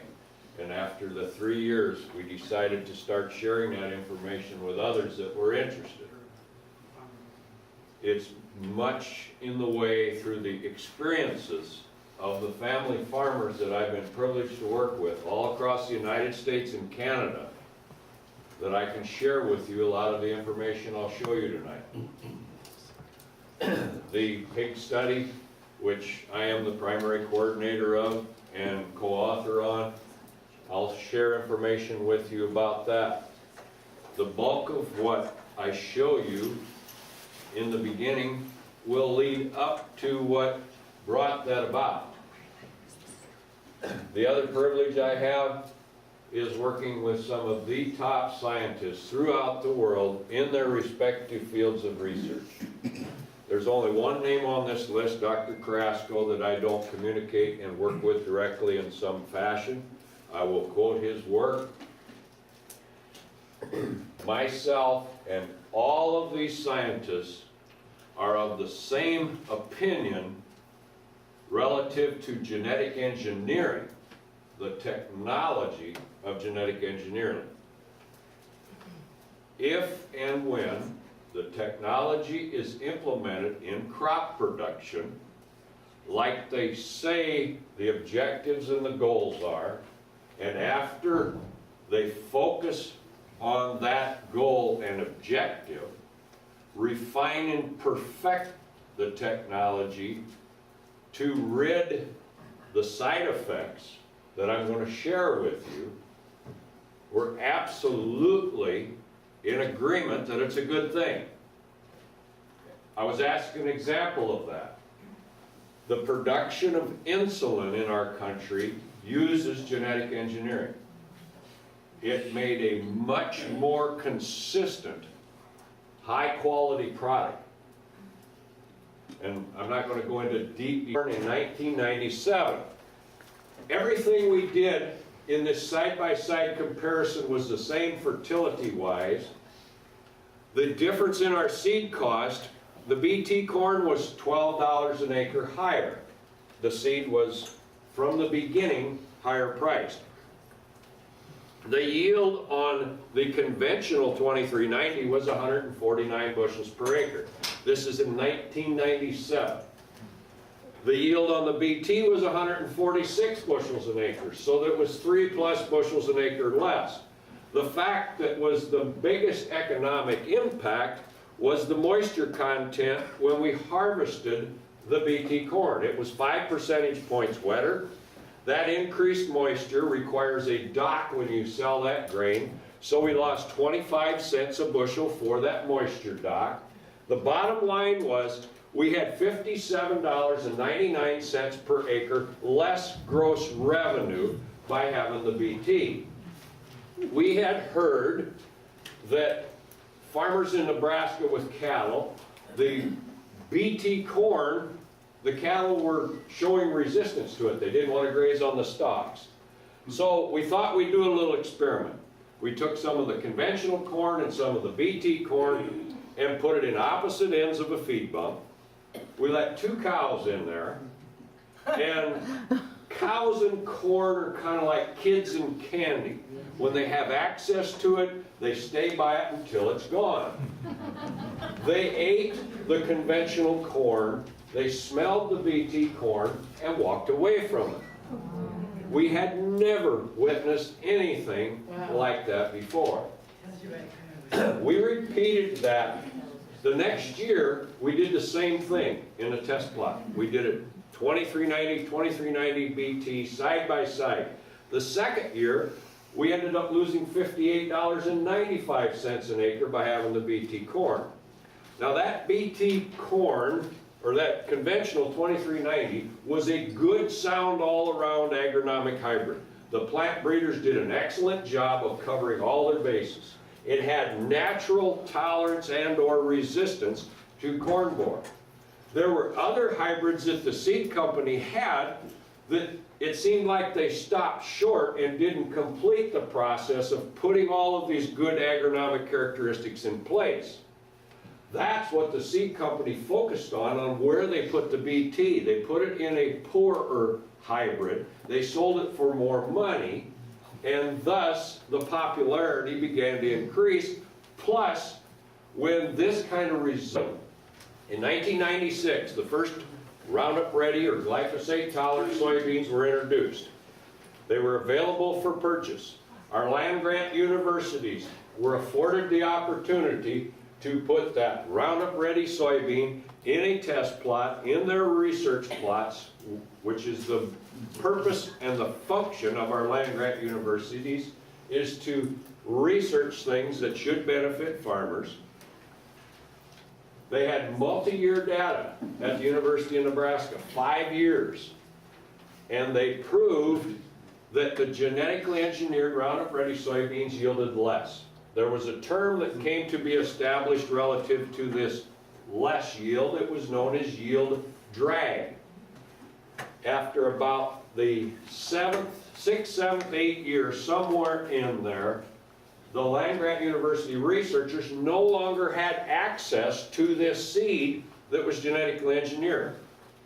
The companies that held the patents on the genetically engineered crop restricted the language in the terminology for the tech feed, and the researchers were no longer allowed to research it. Nor was a farmer allowed to do a side-by-side comparison on his farm. This progressed to a point, and as we started to see insect resistance build up with the BT, there were 28 state entomologists from land-grant universities across our country wrote a letter to the EPA complaining about this fact. They signed this letter anonymously and unanimously. They didn't want their name on it because of fear that they would be singled out and targeted by the industry by having their name on it. After that letter came out, there was a slight loosening up of the availability of the seed, but they had another piece of paper that they were required to sign if they were given access to the seed. And that said, before you can release the results of this research, you have to have the written consent of the patent holder. So if the results of the plot were not favorable, do you think we saw them? No. There was also a report written in 2009 by the Union of Concerned Scientists. They looked at all of the research data that was available from day one at all of the land-grant universities relative to genetic engineering, and it was entitled Failure to Yield. The genetically engineered crops yielded less. On our farm in northwest Iowa, we had access to the first BT corn